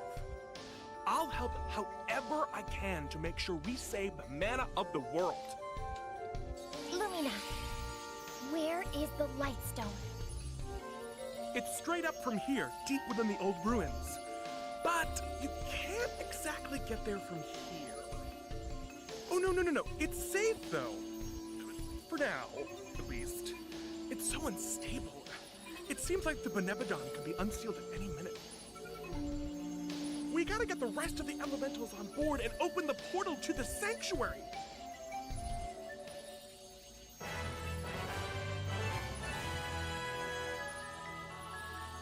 Huh?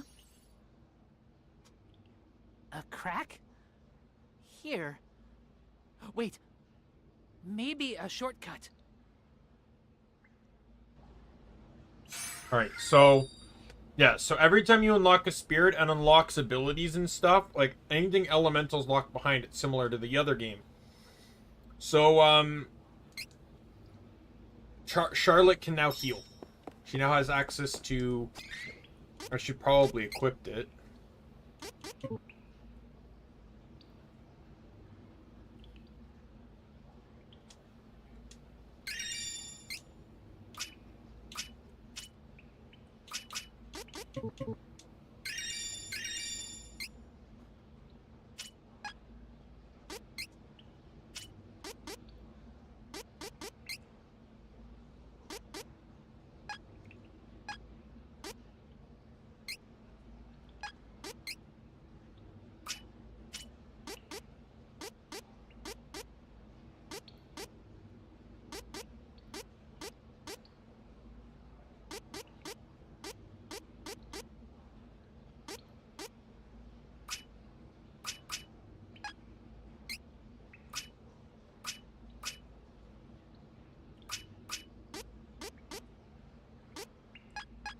And we'll figure more about that later.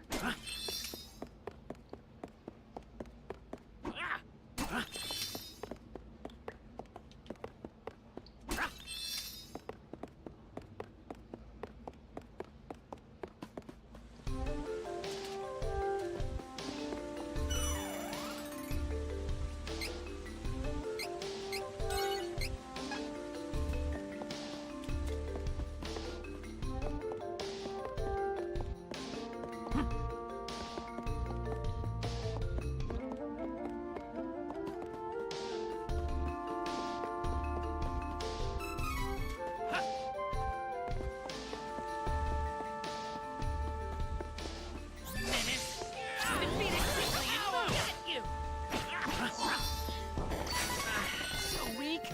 Could have won alone.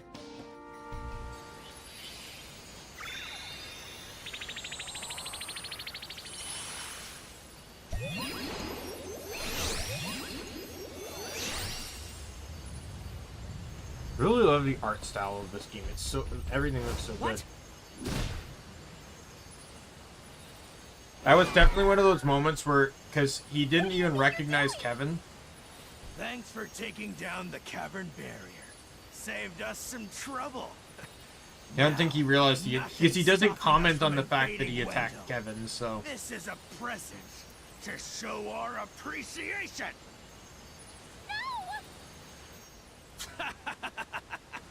Let's get going.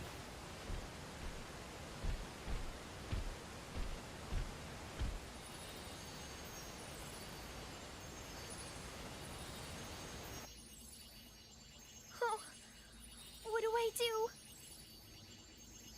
It's really dumb because, like, where you wake up, it's like, we just got knocked out cold in a cavern.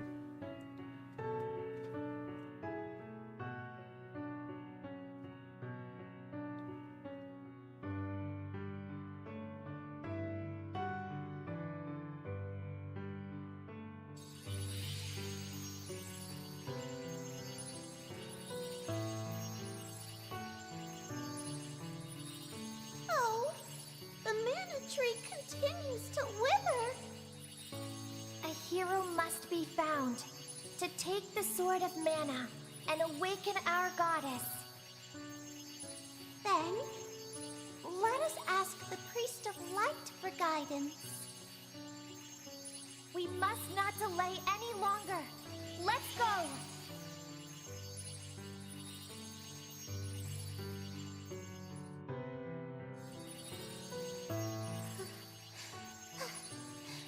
I cannot continue.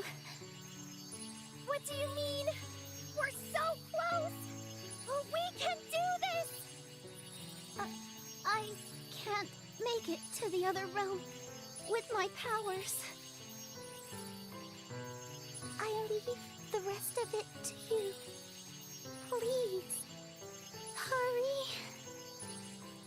Oh, we cannot continue either. Please go on without us. Find our hero and save the mana tree.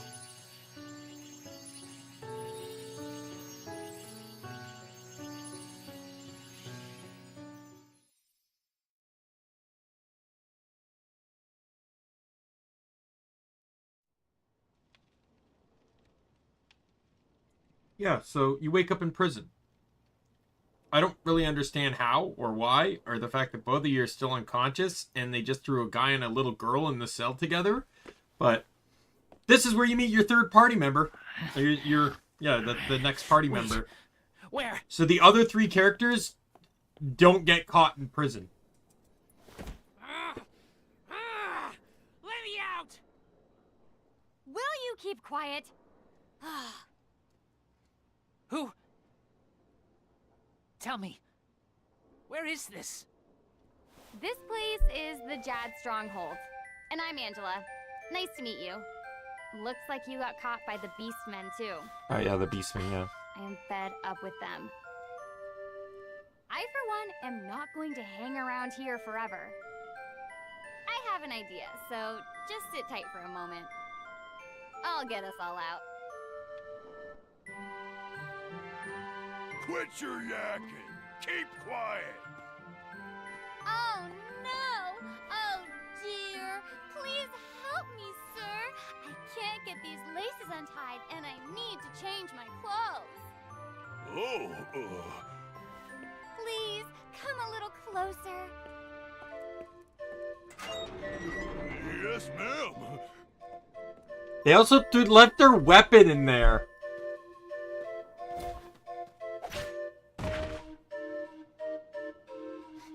Like, why?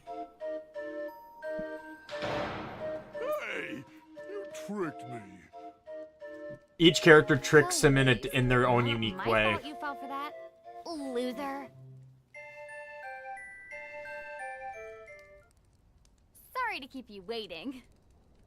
Shall we go? Let's get going. Just don't get in my way, okay? We can take the boat docked at the port and get out of here. The Beastmen forces are distracted now that they're attacking Wendell. We can catch that boat before it sets sail. The townsfolk were talking about it. Before we leave, you should really stop at that mana statue and heal your wounds. We don't have all day. I like how she joins the part. Like, this person joins the party, but has no relative correlation to the plot yet. The first person that joins really has correlation, like has a connection to the plot. So obviously hers is probably just gonna be max out in, right?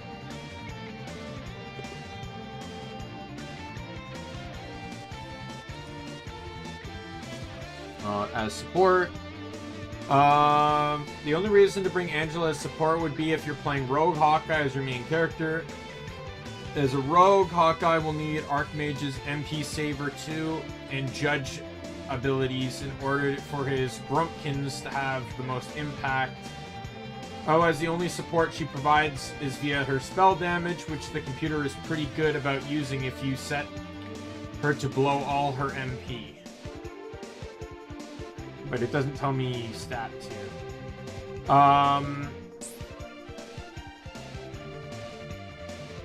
So her 4 classes are Grand Diviner, Elemental attack class that regenerates MP after every fight. That's her light. Archmage, very similar to Grand Diviner with almost identical spells, but she has abilities that are better in boss fights. Runeseer. This class gets to the level 3 elemental spells like Stone Cloud, which carry status ailments like Petrification. However, these do not work on bosses, and they have very long cast times, so they don't come close to competing with Lucent Beam Plus on the light side. Also has no MP regeneration like Archmage or Grand Diviner, and it lacks the magic attack of Magnus. Cheat is a great chain ability in Expert mode, and that's about it for Runeseer. I don't know what Cheat does, though. It doesn't tell me. Oh, here we go. Cheat. 20% damage bonus to lower level enemies, which comes into play in Expert mode. Okay.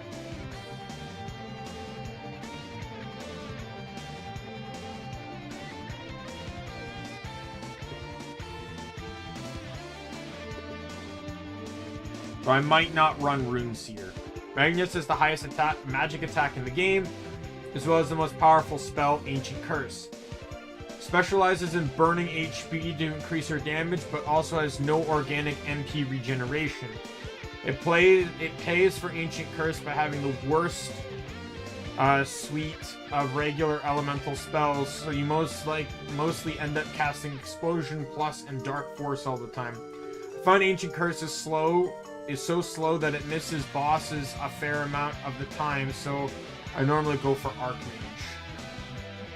Well, this is going to be a complete dark playthrough. Everyone's going dark, so it doesn't matter.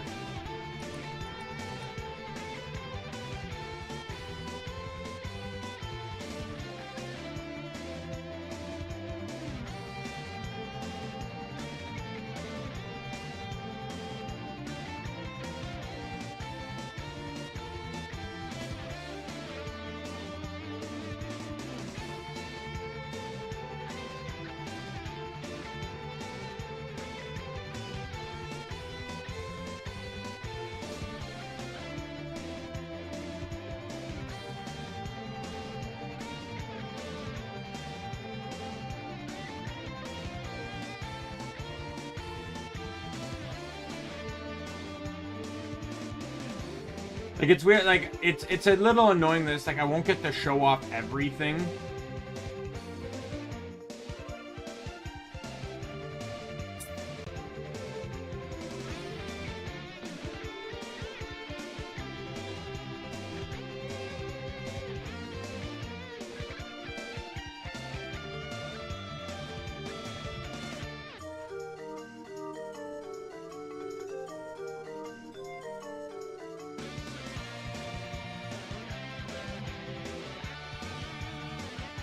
What I'll probably do is I will probably run, when I play Angela will be my last playable character, by the way, so when I play Angela, I'll probably run Grand Diviner.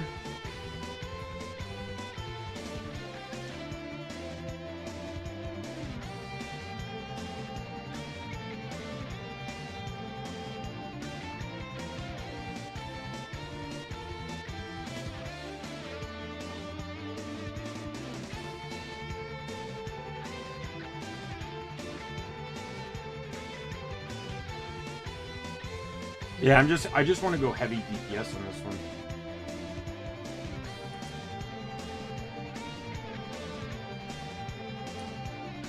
Anyways, traits.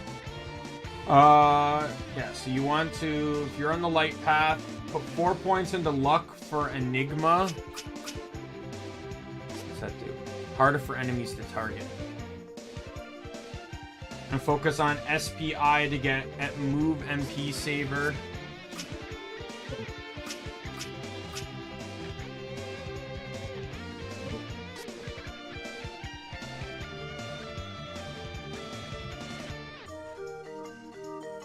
And Lucent Beam Plus. And then pump Strength for Judge and Int for Elemental Combo 2.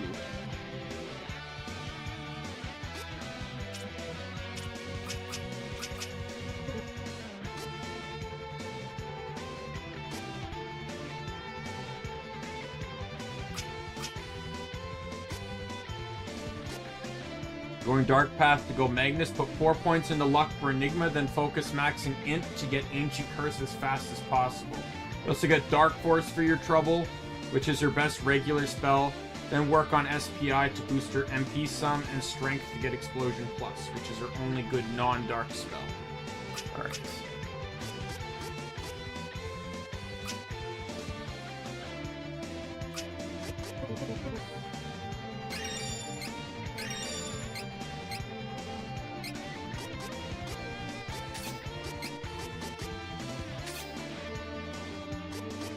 We'll run that for now.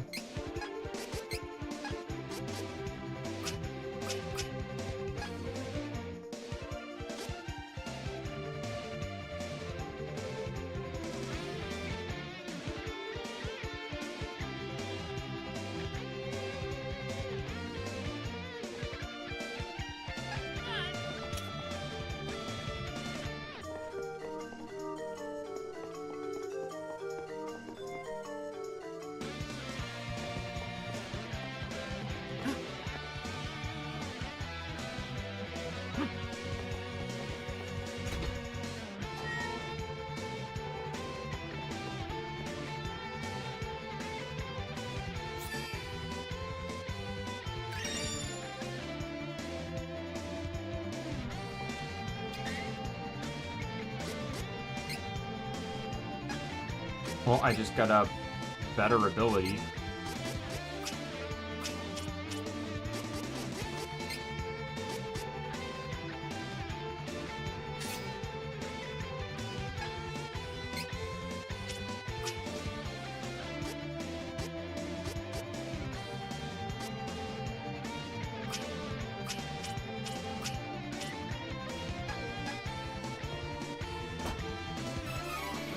Right.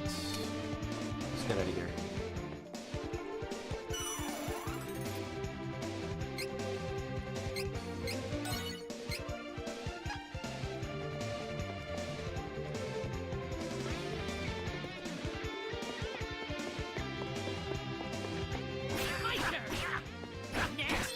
Oh, it's nighttime.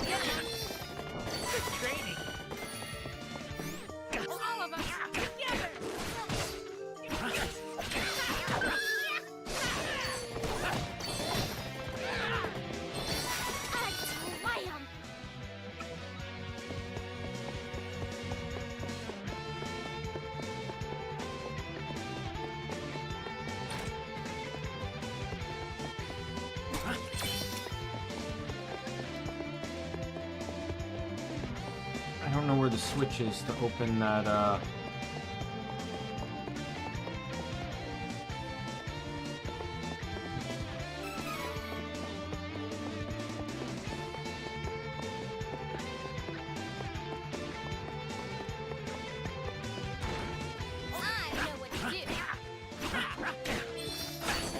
Oh, you know what I didn't do?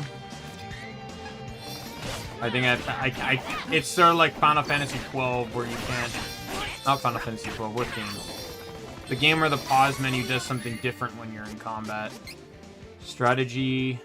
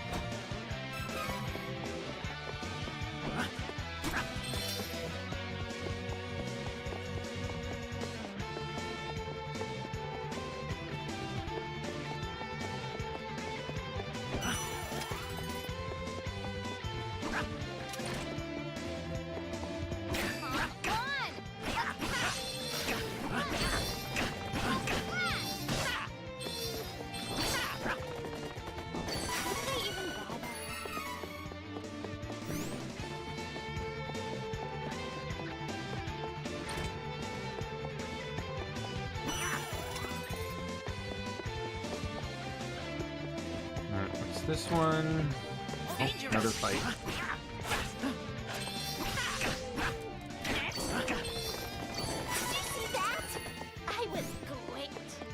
item between the beds.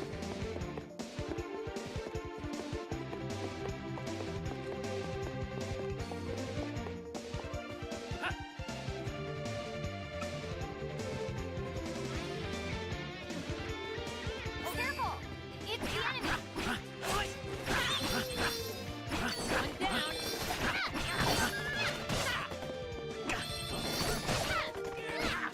Don't run! Let's move! Got you!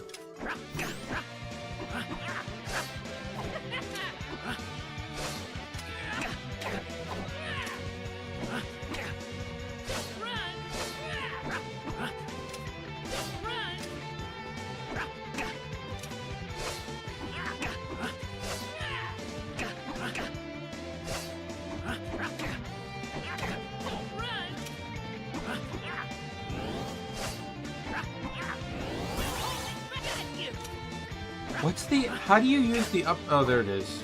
One...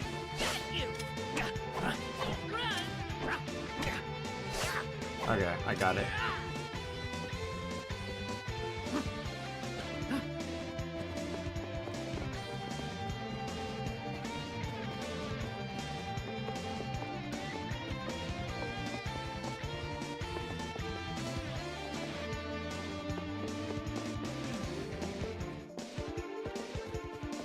Alright, let's...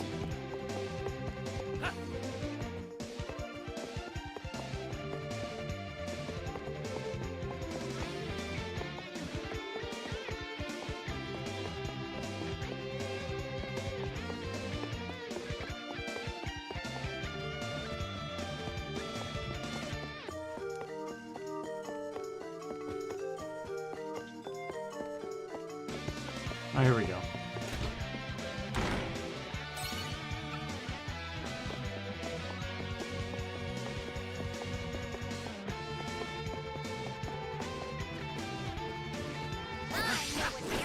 One down!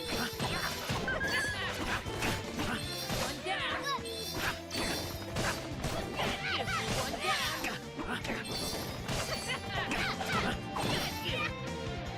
Oh, good. We don't have to be on guard for now. This one is so annoying. The knockback on that's actually pretty good.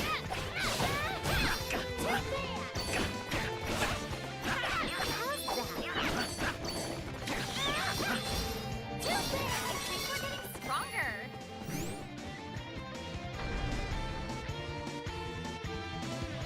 I like how they pretty much just left dogs in charge of the whole thing.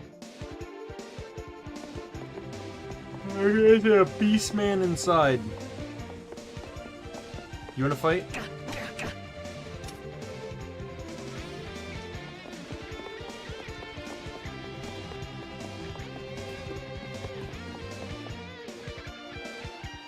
Get aboard, quick!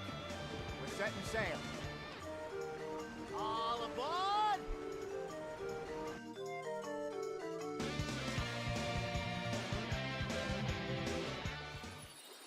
We've wasted too much time. We have to get to Maya and find the rest of the elementals. Ah! What is that? See? She gets a reaction. She's from the Sanctuary of Mana. She'll help open the portal, but we have to find the elementals that live near the Mana Stones. Aha! So you're who the Priest of Light was talking about. Ugh.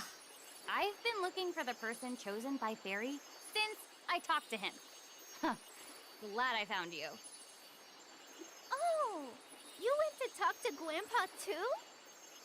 Wow. For some reason, everyone wants to see Grandpa these days. So, how come? This is we Yeah. get her backstory. I guess I just didn't know what else to do.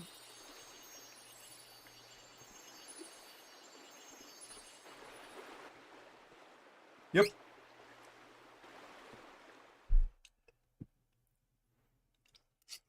Now, I forgot that these backstories were playable. I thought it just gave a montage of each In character's. Altena, the Kingdom of Magicians, The true queen's magic was all that kept the freezing temperatures of the surrounding snowy lands at bay.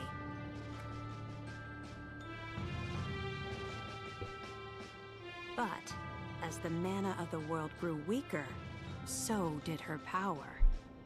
Bit by bit, the ice and cold began to encroach on the castle. Citizens, we all feel the magic draining from the land as mana weakens. For our mighty kingdom of Altena, this is of grave concern. We shall not sit idly while our country crumbles. No, no, we must open the forbidden portal to the Sanctuary of Mana, and then we can obtain the Sword of Mana. I thought that was true of mana.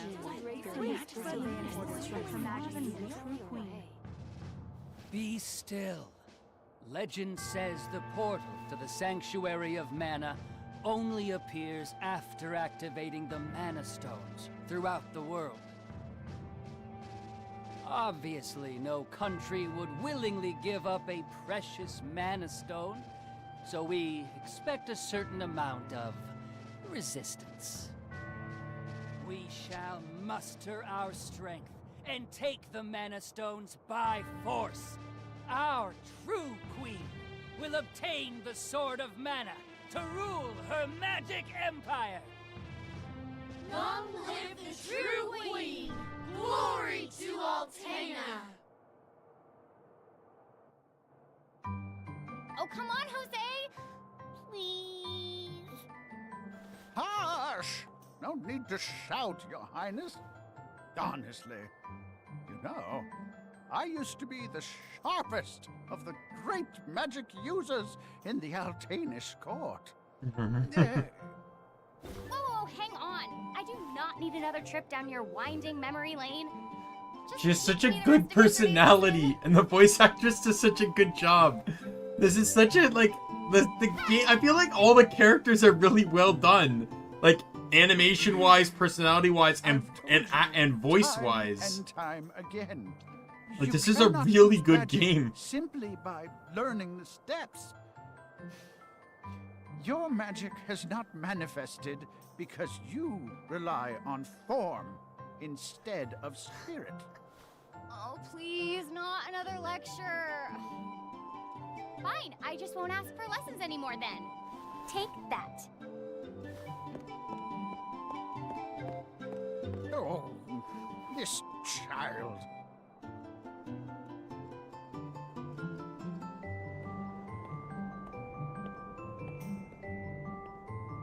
Look, there's Victor. Hey, Victor! Hey! Oh, morning, Your Highness. Have you finished your magic lessons already? You know Jose complains to me whenever you skip lessons, right? Please consider my plight next time, Your Highness. Angela, princess and heir to the throne of Altena. With a heavy burden dogging her steps, Angela grew up fatherless in the shadow of her mother's royal duties. Her childhood was extremely lonely. Instead of affection from her mother, it seemed all she received were scoldings. Though she knew that the queen had important responsibilities that kept the two from playing, that knowledge didn't stop Angela's frustrated tears.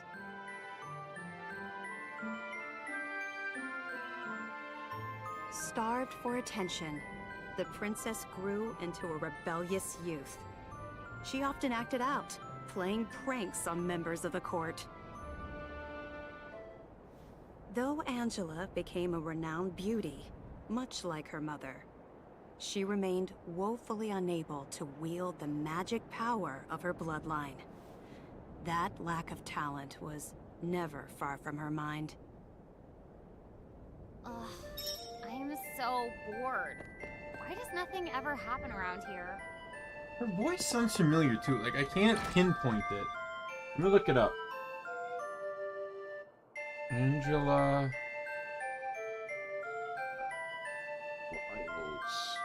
Mana. English voice.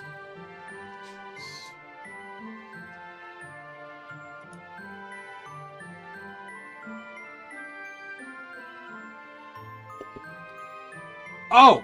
Well, that makes sense. That's Lumine. It's the same person that voices Lumine in Genshin.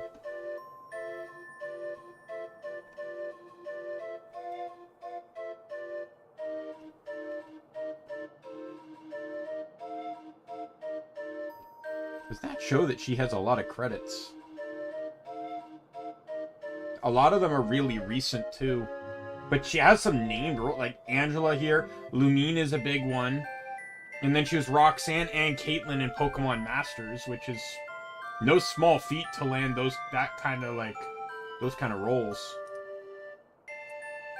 So Trials of Mana. So Durin is Jacob Barons. I don't know who that is. He has a very small list of roles. Kevin is TJ Rhodes. This is his only notable role. So I could imagine, he also doesn't have a picture up here too, so I could imagine this is probably someone maybe from the crew itself. This is probably like someone like, sort of like Claptrap, where it was like just someone that was like part of the game's development that ended up,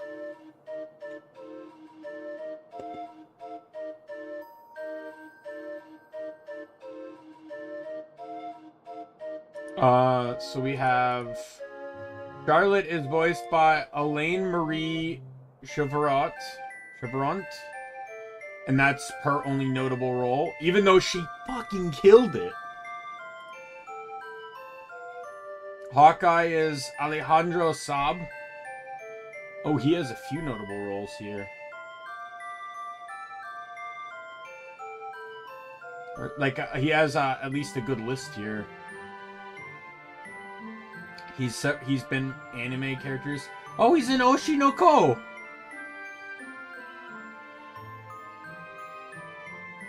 Sumaiki Reida from Oshi no Ko. Interesting. Not that I've seen that, but he's in Star Rail as well. He's Jin Yon.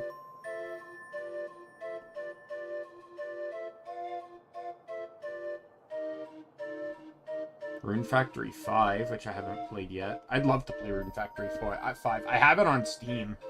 I loved 4 so much, and I was debating whether I should play 4, but I might just straight up play 5 instead. Just go for the new experience.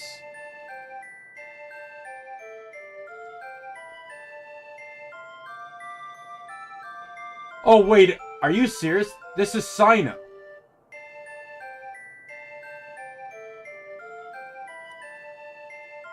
So he's the VTuber.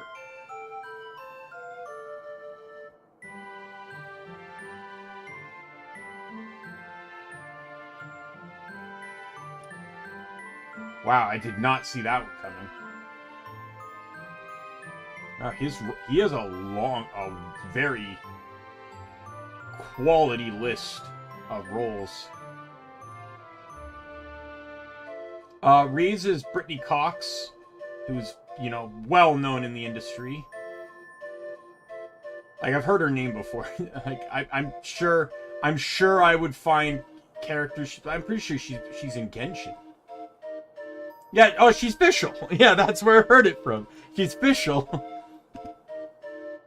It's actually interesting. You can almost kind of hear it, where Reyes doesn't speak in the fantasy term like Fischl does, but they both accentuate their words in a very similar way. Like, Reyes is very proper when she speaks, and Fischl kind of does the same thing, but in a more, like, playing pretend kind of way. She's also Sonia in Pokemon Journeys. Wow, that was interesting. And then the fairy is voiced by Stephanie Panicello. I don't know any of these roles because she only has like 8 listed here. One of them's Fairy. Oh, she's Claire from Resident Evil Infinite Darkness and Death Island. And the remake of Resident Evil 2. So she's Claire from Resident Evil.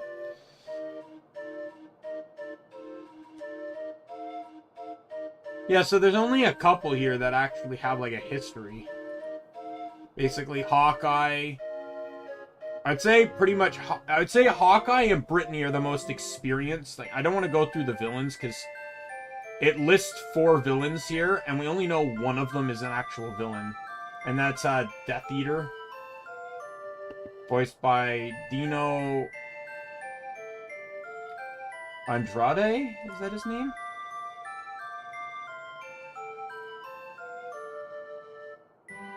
He seems to voice a lot of kid shows. A lot of kid shows. Oh, he's Speedy Gonzales. At least he did at least a voice of Speedy Gonzales. And he's Pop from the Rice Krispies trio. That's a credit, to be sure.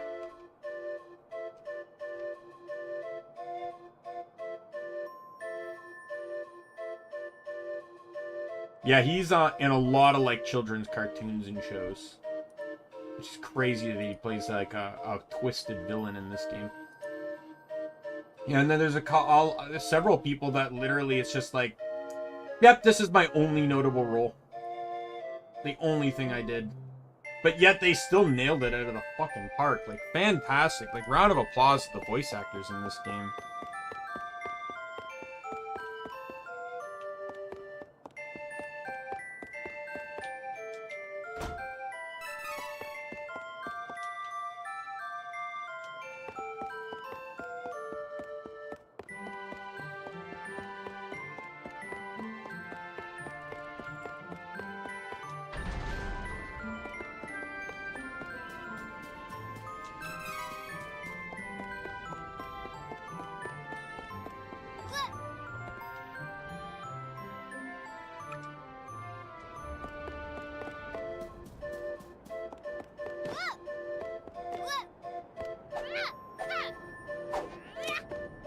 This is one of those games that I don't like, where, like, I hate games that expect the mage to not use magic. I'm just gonna be honest. I hate games like that. The Crimson Wizard is training the mages harder than ever. I heard some were injured, but I suppose that's one of the dangers of war. I'm not sure, but the Crimson Wizard might be as powerful as Her Majesty the Queen now. Oh, there you are. Your Highness, the Queen and her advisor have called for you. I will wait for you in the gardens. Now is not the time to dawdle. Please hurry, Your Highness.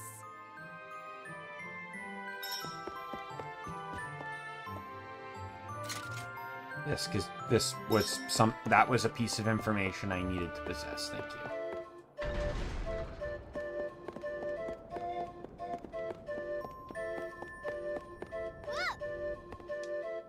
This is urgent. Her Majesty is preparing our troops to invade Valsena across the sea. We must go to her, Your Highness.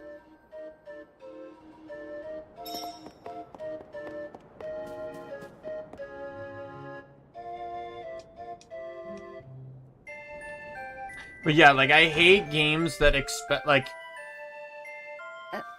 Your Majesty.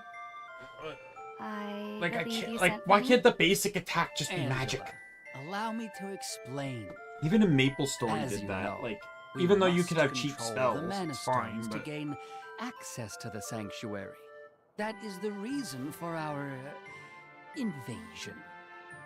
Legend says if we activate the energy of the mana stones in the world, the portal will open. And we don't question legend. We shall begin with the Altenish Mana Stone. How will you do that? We will use a forbidden magic spell. outlawed because it takes the life of the enchanter in exchange for that mana energy. However, my associate and I are too important for this sacrifice. If we use your body as a vessel for that cursed magic, your death would act as the catalyst we need to release the Mana Stone's true power. But Mother... You've been a useless blight on my lineage for far too long. To think that my daughter could be so weak and powerless. Under these circumstances, sacrificing yourself for the spell is the most fitting end for my heir. Now come, my child. No!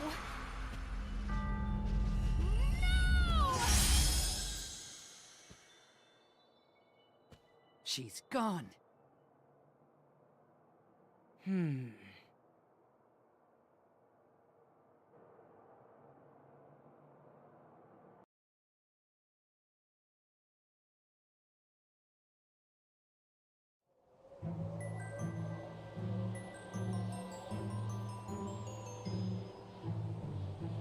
That's one thing that makes Angela a bit harder to play. Which is why when I play Angela, I'm gonna run the best MP conservative build there is. Where? I'm outside the castle. But... Why would my mother... I can't return. Actually, I can't return, but I have no idea what to do now. I should pay more attention. Let me double check Charlotte. Wasn't there a village to the east? That might be my only option at this point.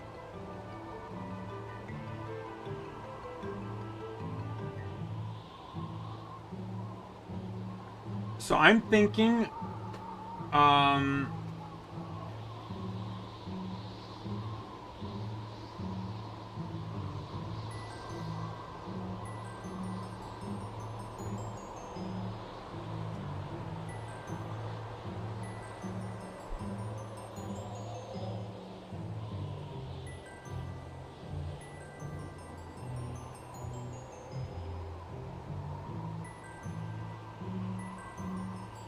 yeah, I'm thinking of not running Warlock actually on Charlotte.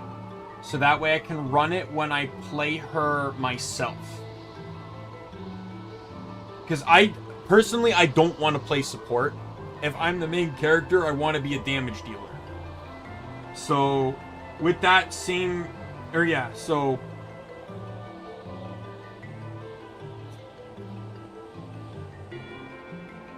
I want to take that in mind. I don't have to worry about Hawkeye, Raze, or Durin right now, but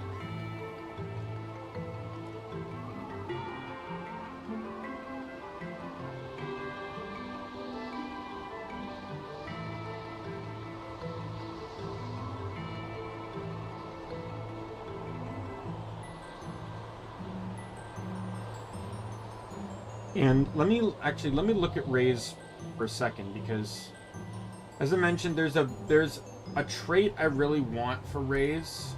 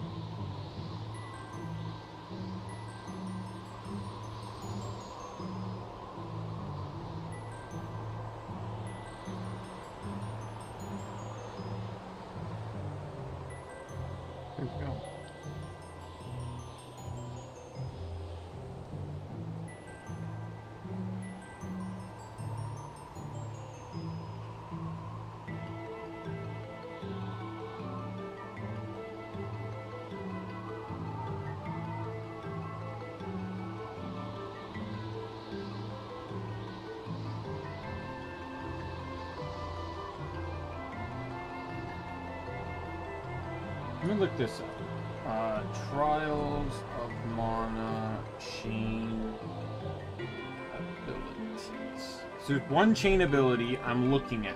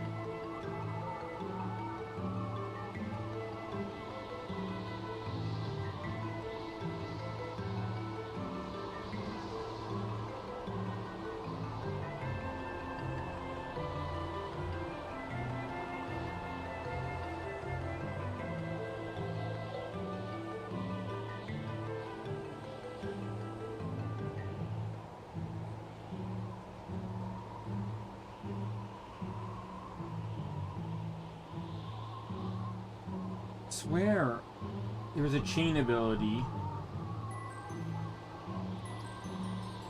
that Ray's had.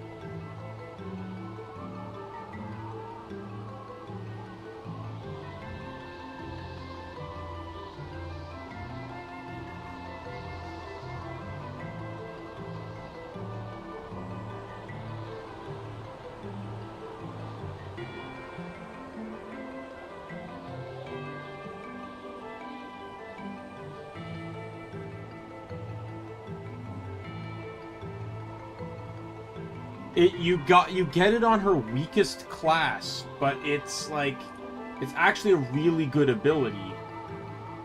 The guy in the guide here was talking about it.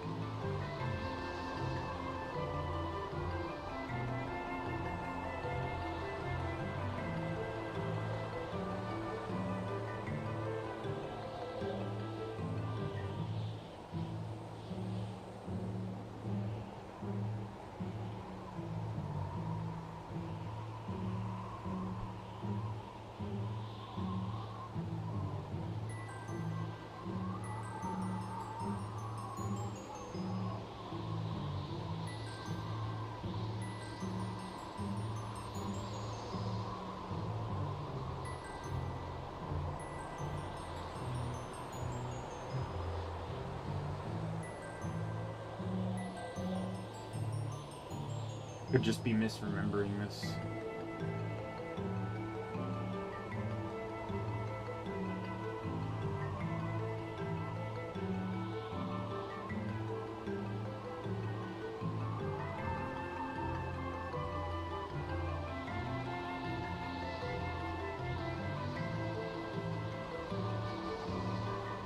The extra potent?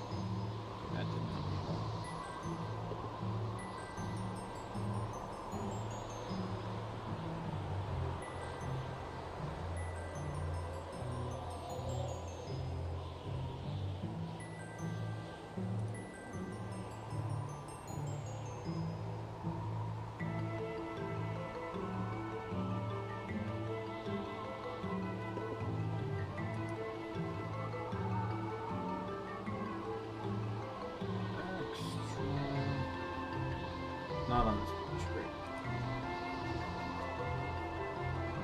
Okay. I'm almost positive it's on Starlancer.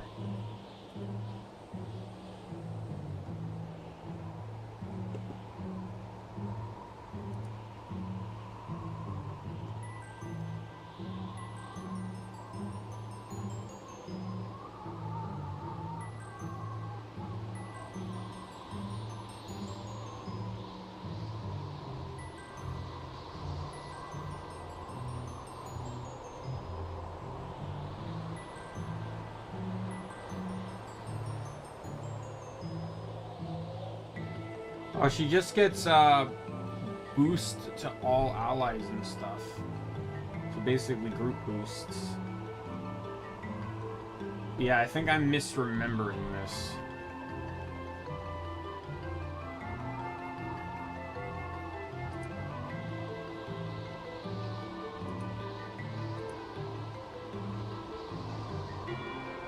Let me just look at the other two just to be sure.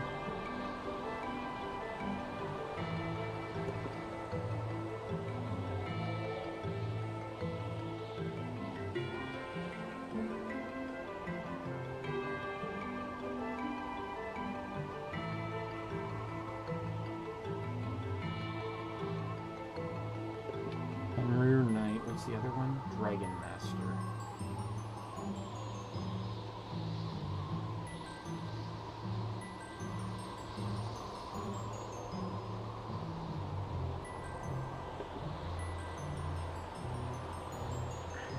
Chain ability from Valdeus is Light of Refuge. All allies' defense increases by 7% when HP is at 50% or above. Oracle, that's it. Yep, that's the one. All stats increase when using class strikes. That's the one I want.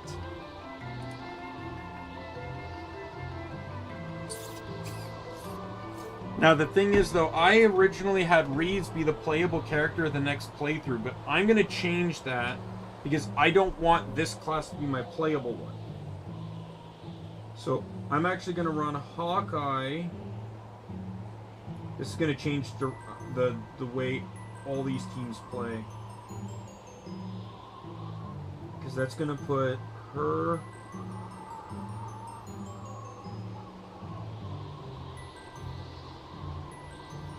in slot number 3. Raise. And...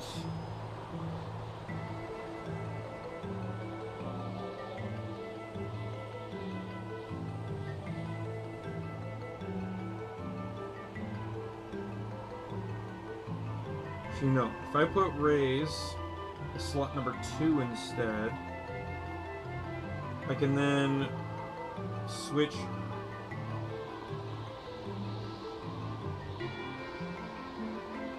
Wait 1 second.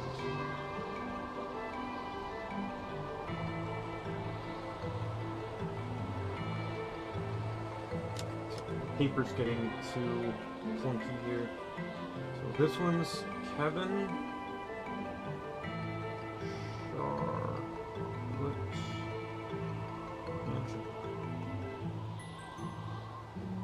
This one's going to be Hawkeye.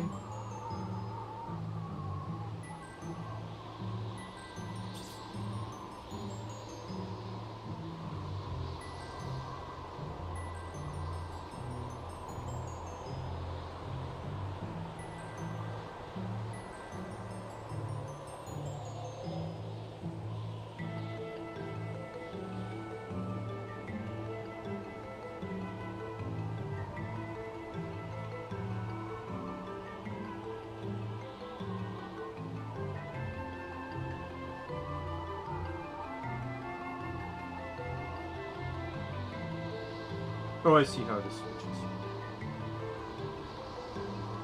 Yep. So Angela will be the 3rd playthrough instead of the last. Charlotte stays at the 4th playthrough.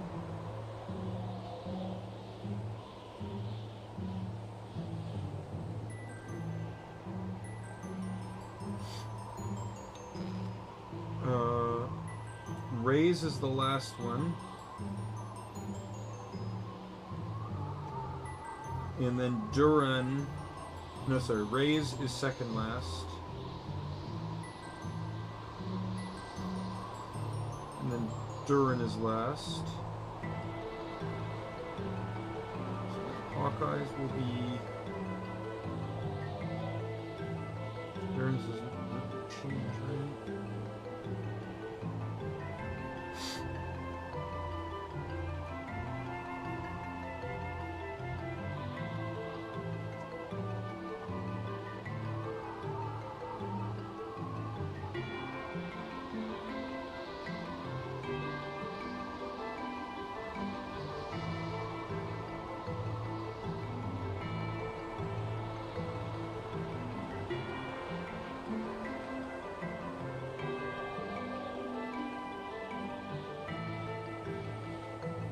And then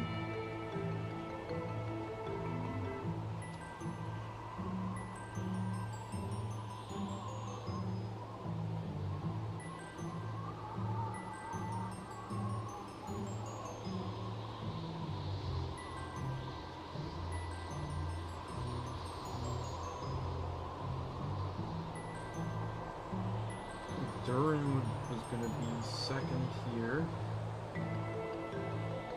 And then Kevin last.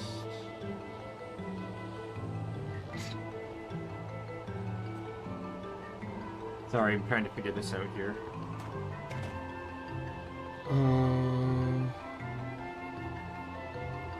So it's Kevin here. Which puts Hawkeye here. I'll figure out the classes they're going to be later, because obviously, like, I want the highest DPS to be the main character, right? So.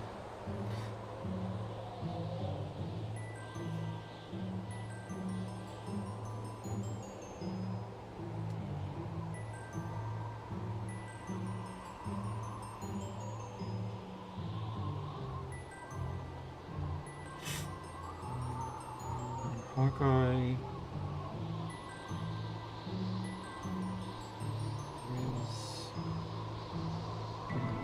Raze. And there.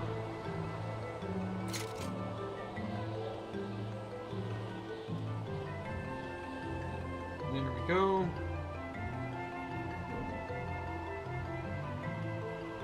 DP.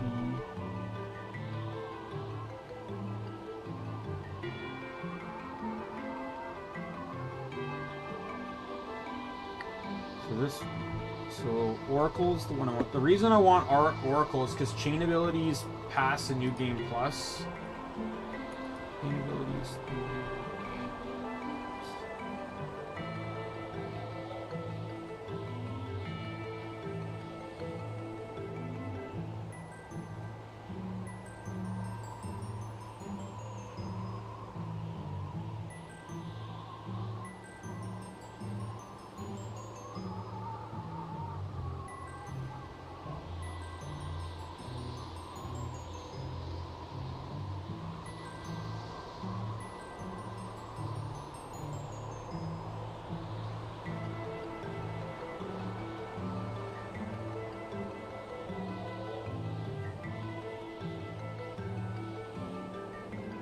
So Oracle comes from...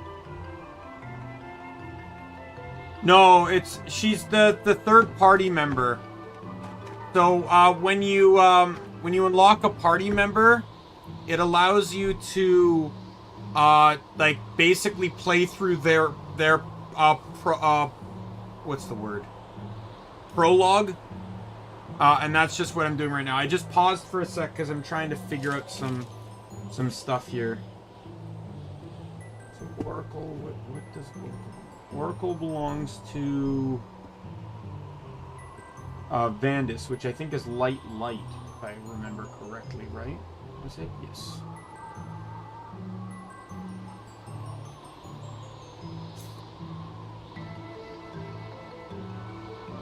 When I play Charlotte, she's going to be dark. I'm gonna play Angela. I'm probably gonna be light.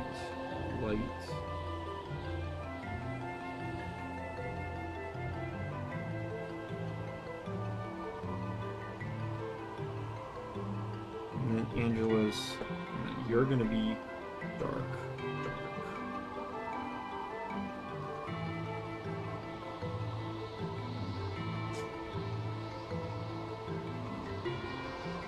I'm just trying to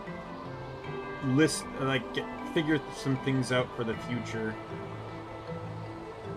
Figure out the rest of it later, I think.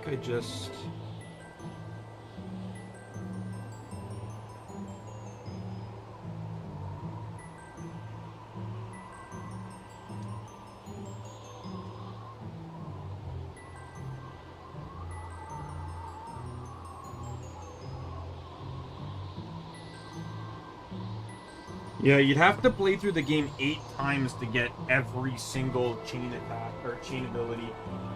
And New Game Plus, if I remember correctly, only carries over the learned chain abilities. So any ones that you get from NPCs, you have to regain them from NPCs.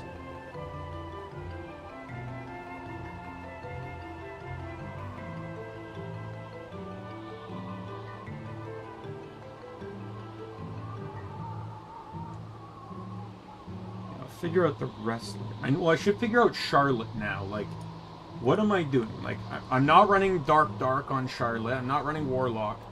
And it says that High Cleric is not...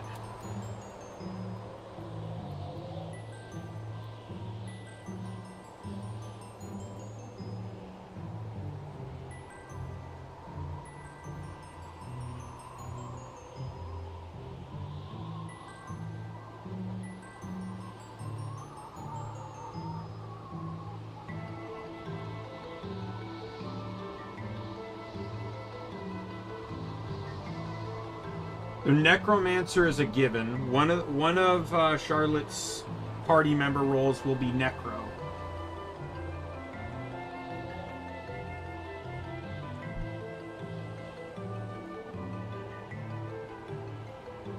I think that this one can be Necro.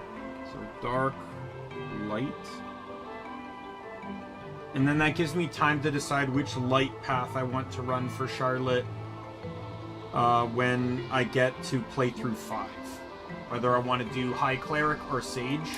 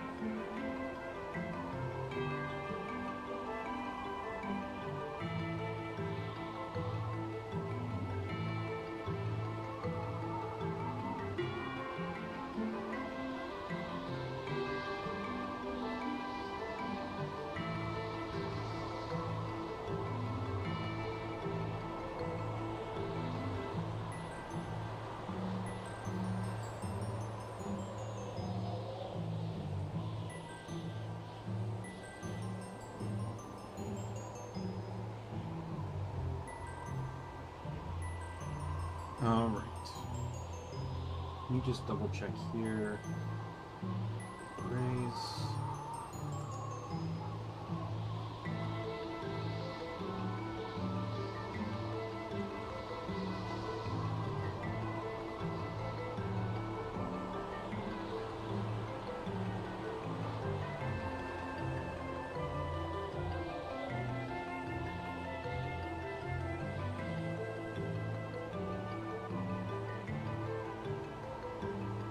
And then I'll mostly be figuring out Kevin, Duran, and all of them stuff later.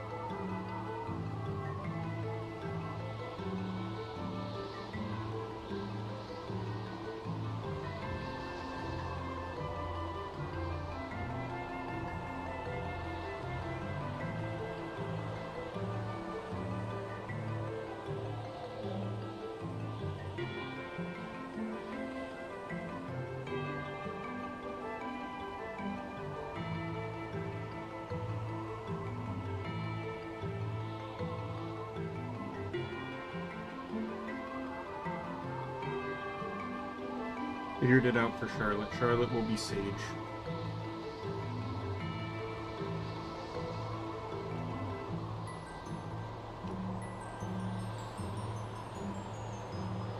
Figure out the others later. Let's get back to the game.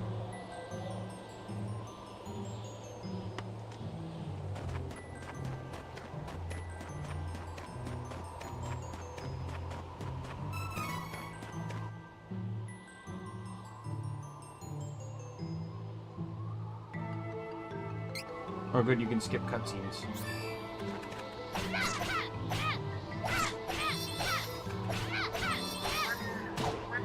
It's not like we won't see this again. We're guaranteed to see all of these. We're guaranteed to see all these once more. Kevin's is the only one we won't see twice. Kevin and Hawkeye's, because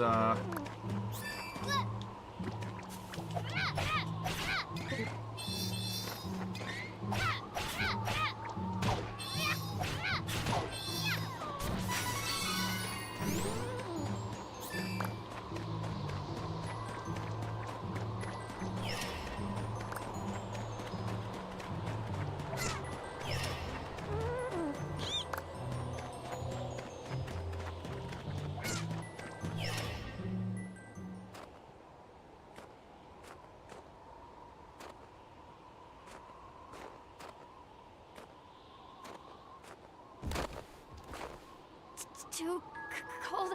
I can't take another step. I want to go home.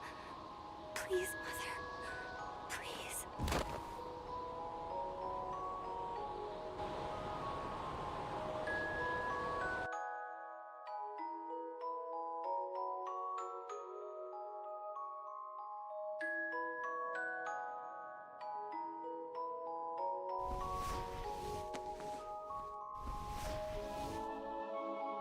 Where am I?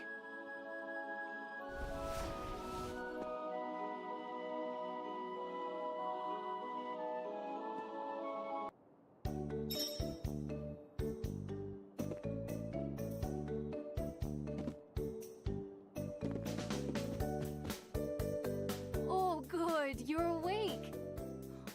My daughter found you in the snowfields. We brought you back to Ulrent. Please rest until you feel well. Cheery, look! Our guest woke up! Yay! Can I play with her? Huh? Can I? No, don't bother her. But I'll play with you. Yay!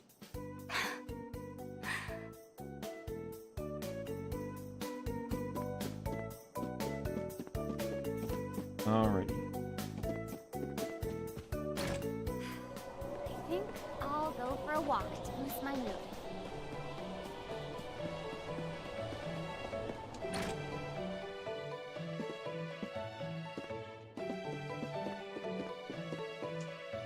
Oh, fortune teller. Ma'am, I don't know what to do. Please, give me guidance. Sometimes people lose any last spark of hope and fall into the deepest despair. When that happens, you must go to Holy City Wendell and seek advice from His Eminence, the Priest of Light. The Priest of Light? To find your way through the darkness of despair, you will need a guiding light. Go to Wendell, child. That is your fate. Huh? Come on! This fraud told me the same thing. Go to Wendell or whatever. All I asked was whether my next child was going to be a boy or a girl.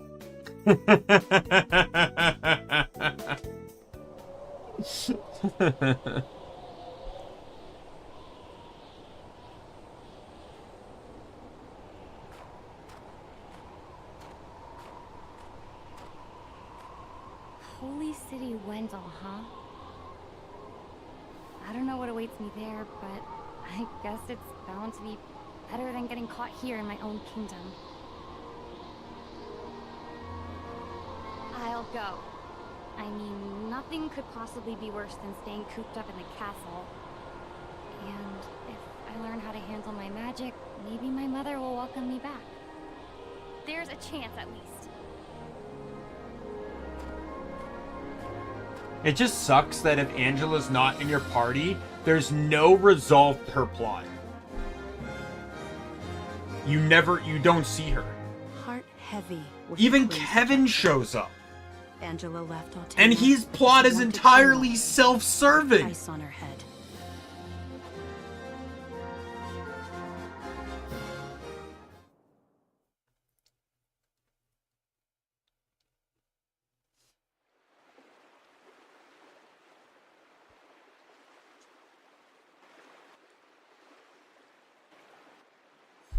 So, wait.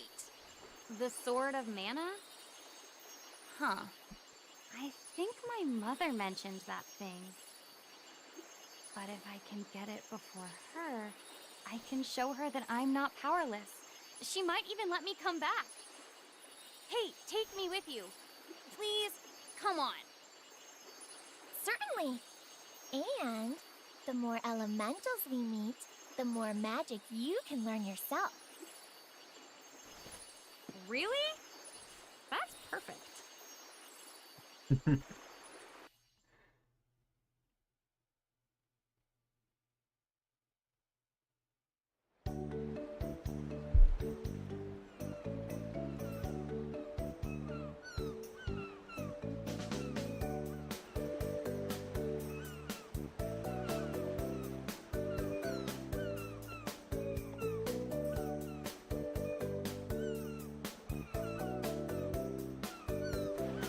We made land, but where to now?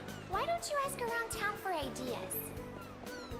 So party members are now straggling around in town. There's Charlotte. Such a sweet, innocent kid. It's a travesty that you have me fight so many monsters. You should be protecting me, you know. I think Angela's inside a shop. No, she's right here. Can we just stay here and rest a while? We've been fighting monsters for forever. I think we deserve a break. You've not fought anything since you joined the party.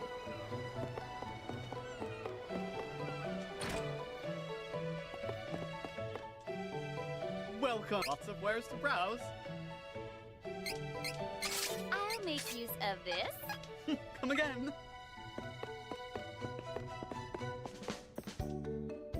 Welcome. Lots of wares to browse.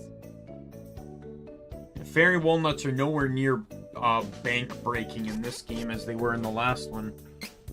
I'm gonna buy a couple more of these just to have them. Like, look at how many bear cup wishes I have. Come again.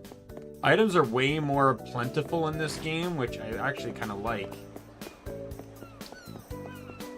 Because the thing is, it's the same with like Pokemon. It's like there's no like items. You can get as many items as you want, and people can complain, "Oh, it makes the game too easy." But in reality, you know, the game's as easy as you want to make it. If the game gives you items, you don't have to use them.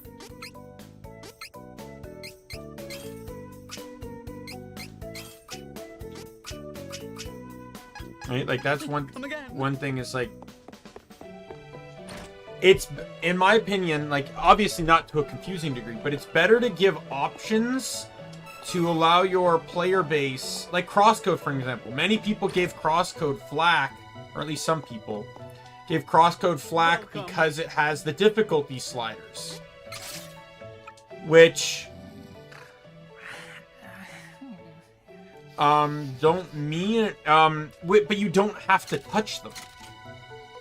And one of the primary complaints that people had was that it some people didn't even care that they were there. They just mad that it didn't disable achievements when you used them.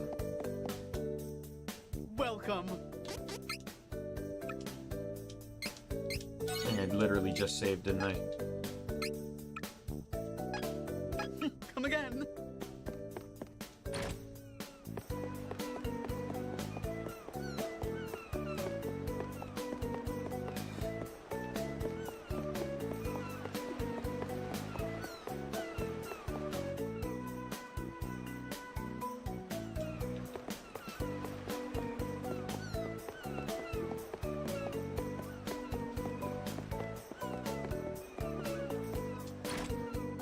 I will say though that this game gives me like heavy hey, it's one of the Cannon brothers. Hello, I am Bon Voyage. And you are? Oh, never mind. It hardly matters. You simply must see my invention. Wait for me in the backyard.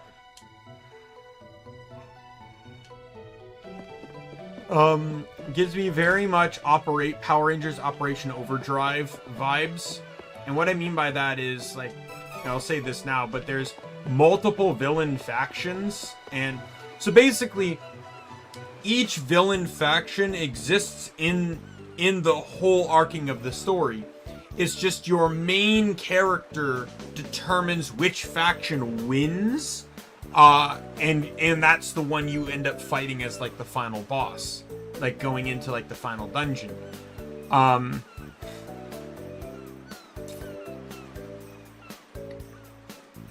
Right? So,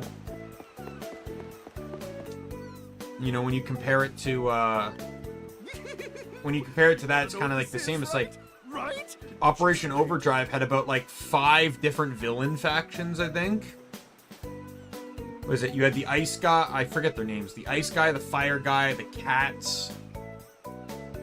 And then the blue guy with the human woman as a servant. I don't think there was another villain.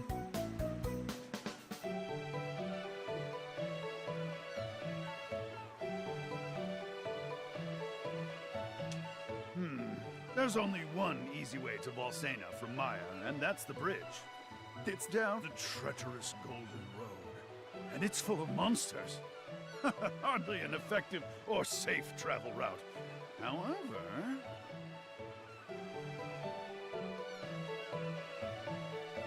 Behold! With my new deluxe super cannon, you can reach it in one blast! It's the latest model, and I'm almost done!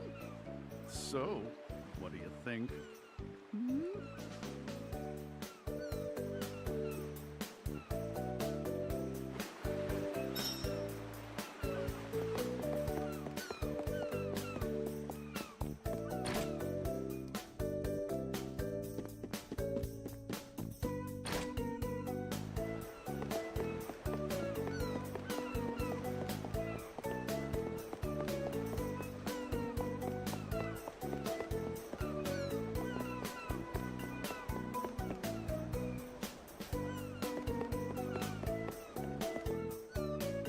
Escape Jack, but I heard rumors before we left that the Priest of Light risked his life to put a barrier around Wendell to repel the Beastmen. It made His Eminence fall so dangerously ill. He collapsed. They say a young priest named Heath is the only one in Wendell who can cure the deadly sickness. But no one knows where he is. This could be bad. What? No, not Grandpa. This is bad. I have to go back.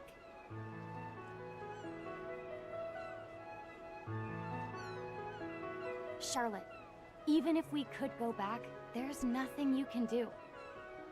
We have to get the Sword of Mana and find Heath in order to save your grandfather.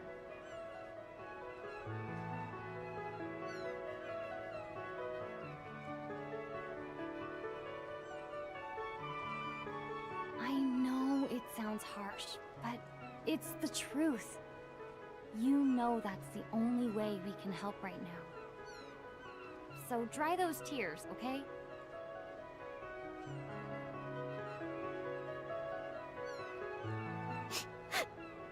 Grandpa.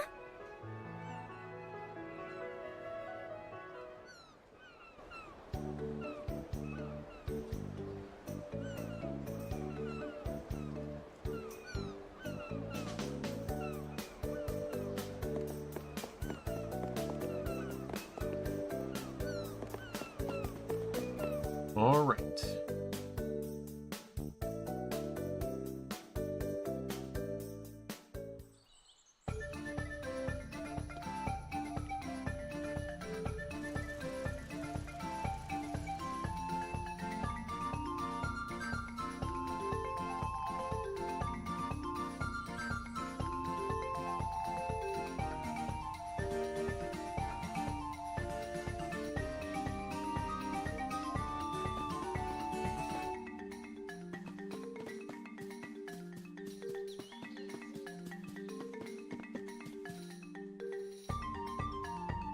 Hey, you haven't seen a weird cactus thing around, have you? Been looking for it all over.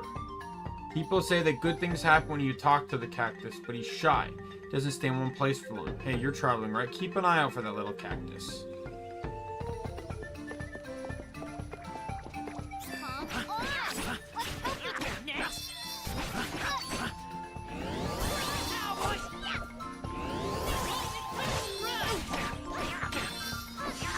Yeah, I'm gonna need to do some grinding. But I don't mind with a combat system this fun. Let's be real here. All the enemies are level 8, that's why.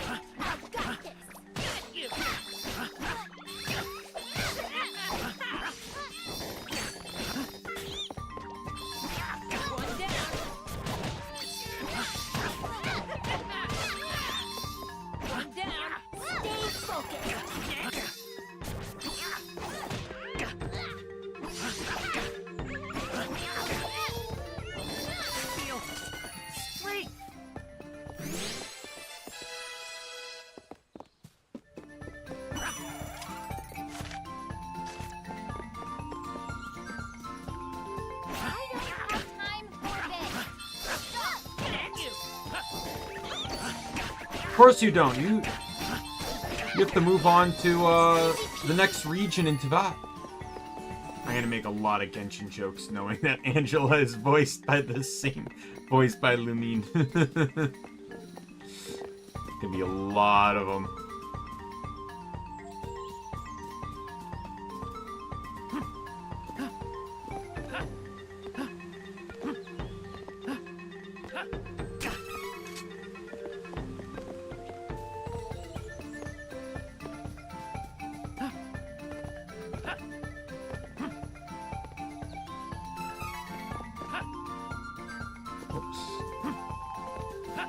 Probably end stream once I get to the next goddess statue.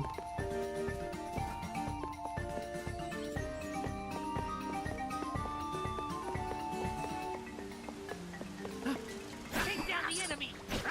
One down. Next, get you. Get you. Can't you tell?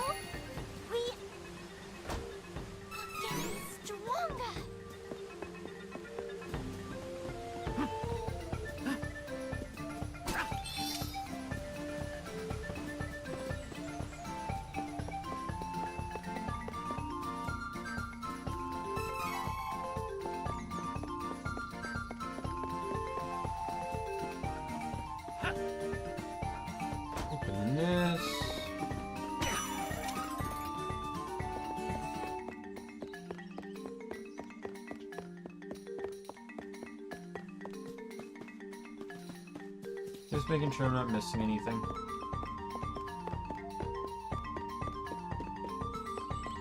I don't have time for this.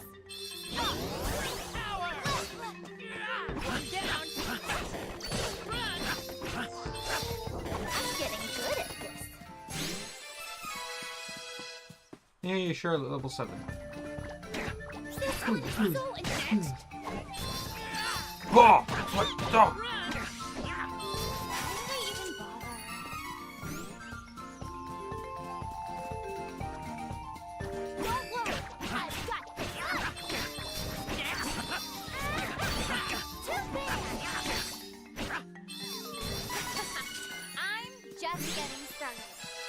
Starting in New Game Plus, there's a chain thing that makes it so because well, you start a New Game Plus, it doesn't scale down your level, which is dumb. But I can just edit that. But there'll be an item, there'll be a chain ability I'll unlock that'll give me 300% experience, which I will use to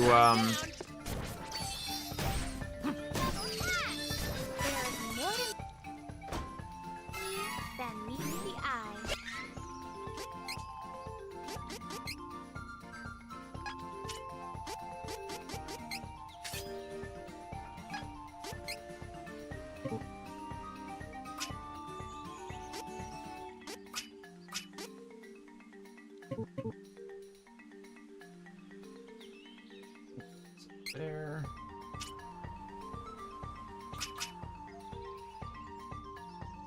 And I think it's its stamina, right?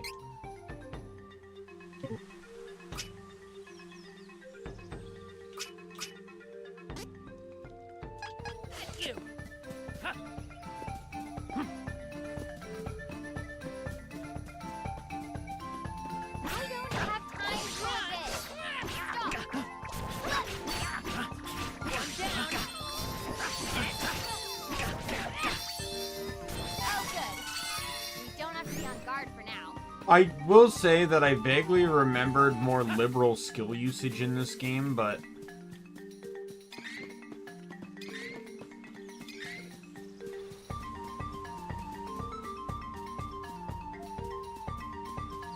I don't know, I'm still having fun.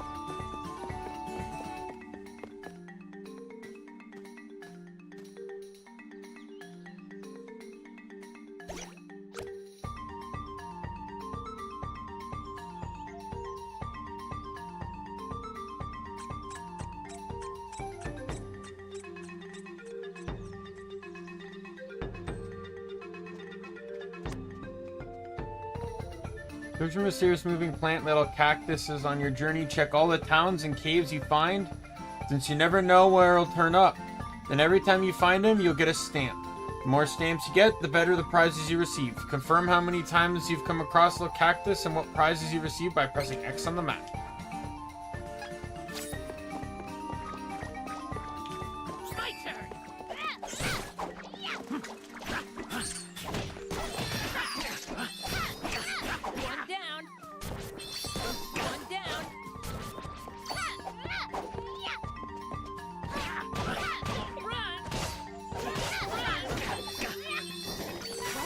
Goodbye.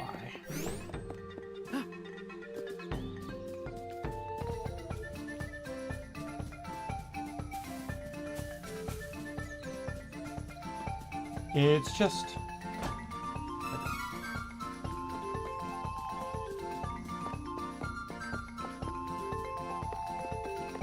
Alright, this statue is where we'll call it.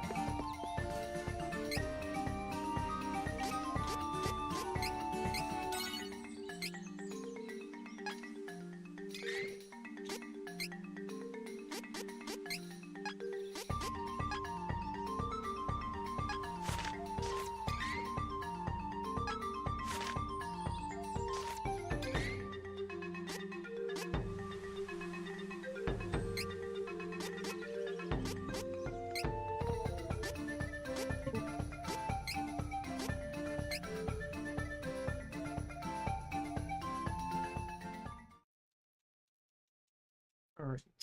Trials of the... And they really don't want you to leave the game, huh? Oh, there we go. Yeah, so we'll pick this up tomorrow. Continue to push hard.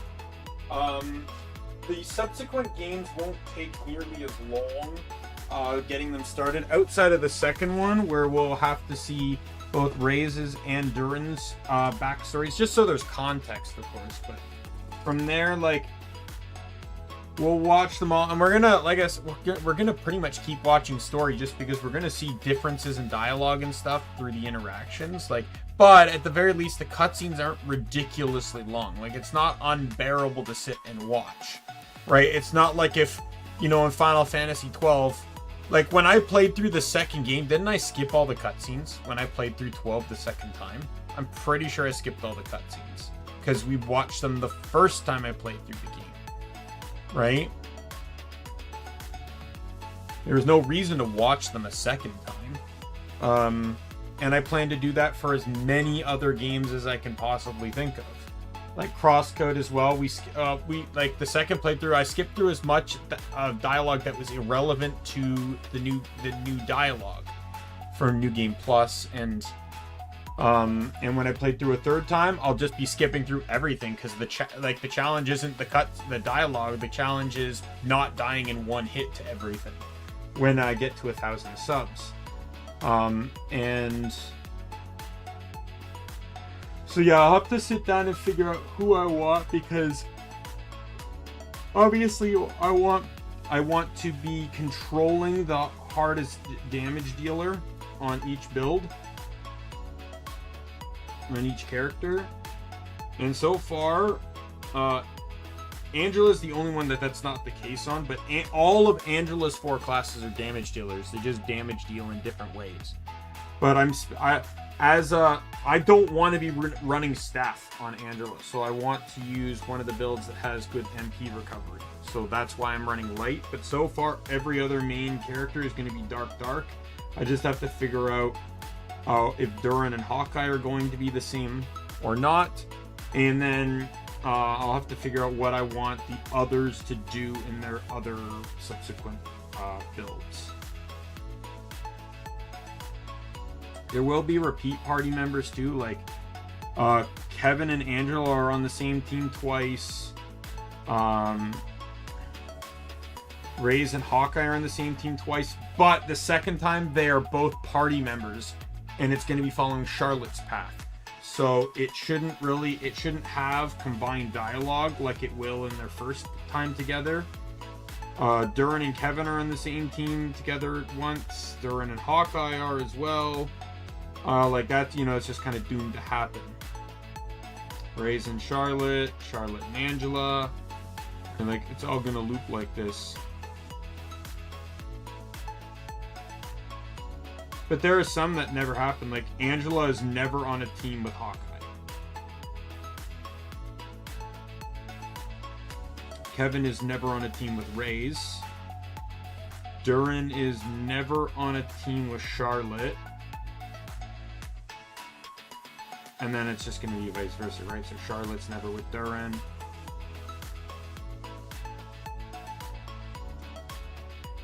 And even if I were to do an 8th playthrough to unlock all the chain abilities, I still wouldn't solve that problem, because there'd still be one more combination of two characters that never work together.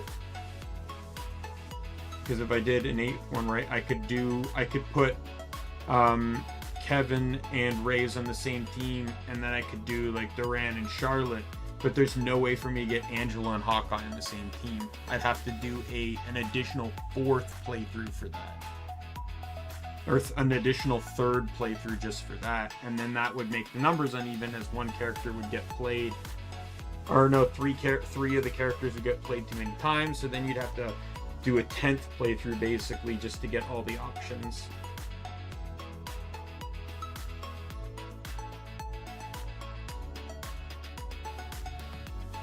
Yeah, I'm enjoying this. It's pretty much just as fun as I remember, and I'm looking forward to it. I hope I don't burn myself out, you know, trying to do this many playthroughs, but we'll see. I kind of just, I want to experience all the characters is really what I want to do, right? And this game is kind of like really fun for that. But we'll see. I might just also do the Wonderlands thing where I take breaks in between playthroughs, just to give my, like, maybe I'll play through the first 2 and see how I feel then, and if I want to keep going with the third, I will. If not, you know, I could take a small, like, indie game break or something like that, right? And then get back, because I don't want to delay this too much. But, you know. Anyway, with that said, I'm gonna call it here for tonight. We'll pick up with Trials of Mana tomorrow. My name's Daimien Kamiya. I'm the Omni King. Be a friend, foe, or member of the Omni Council. I'm gonna see you later. Goodbye, everyone.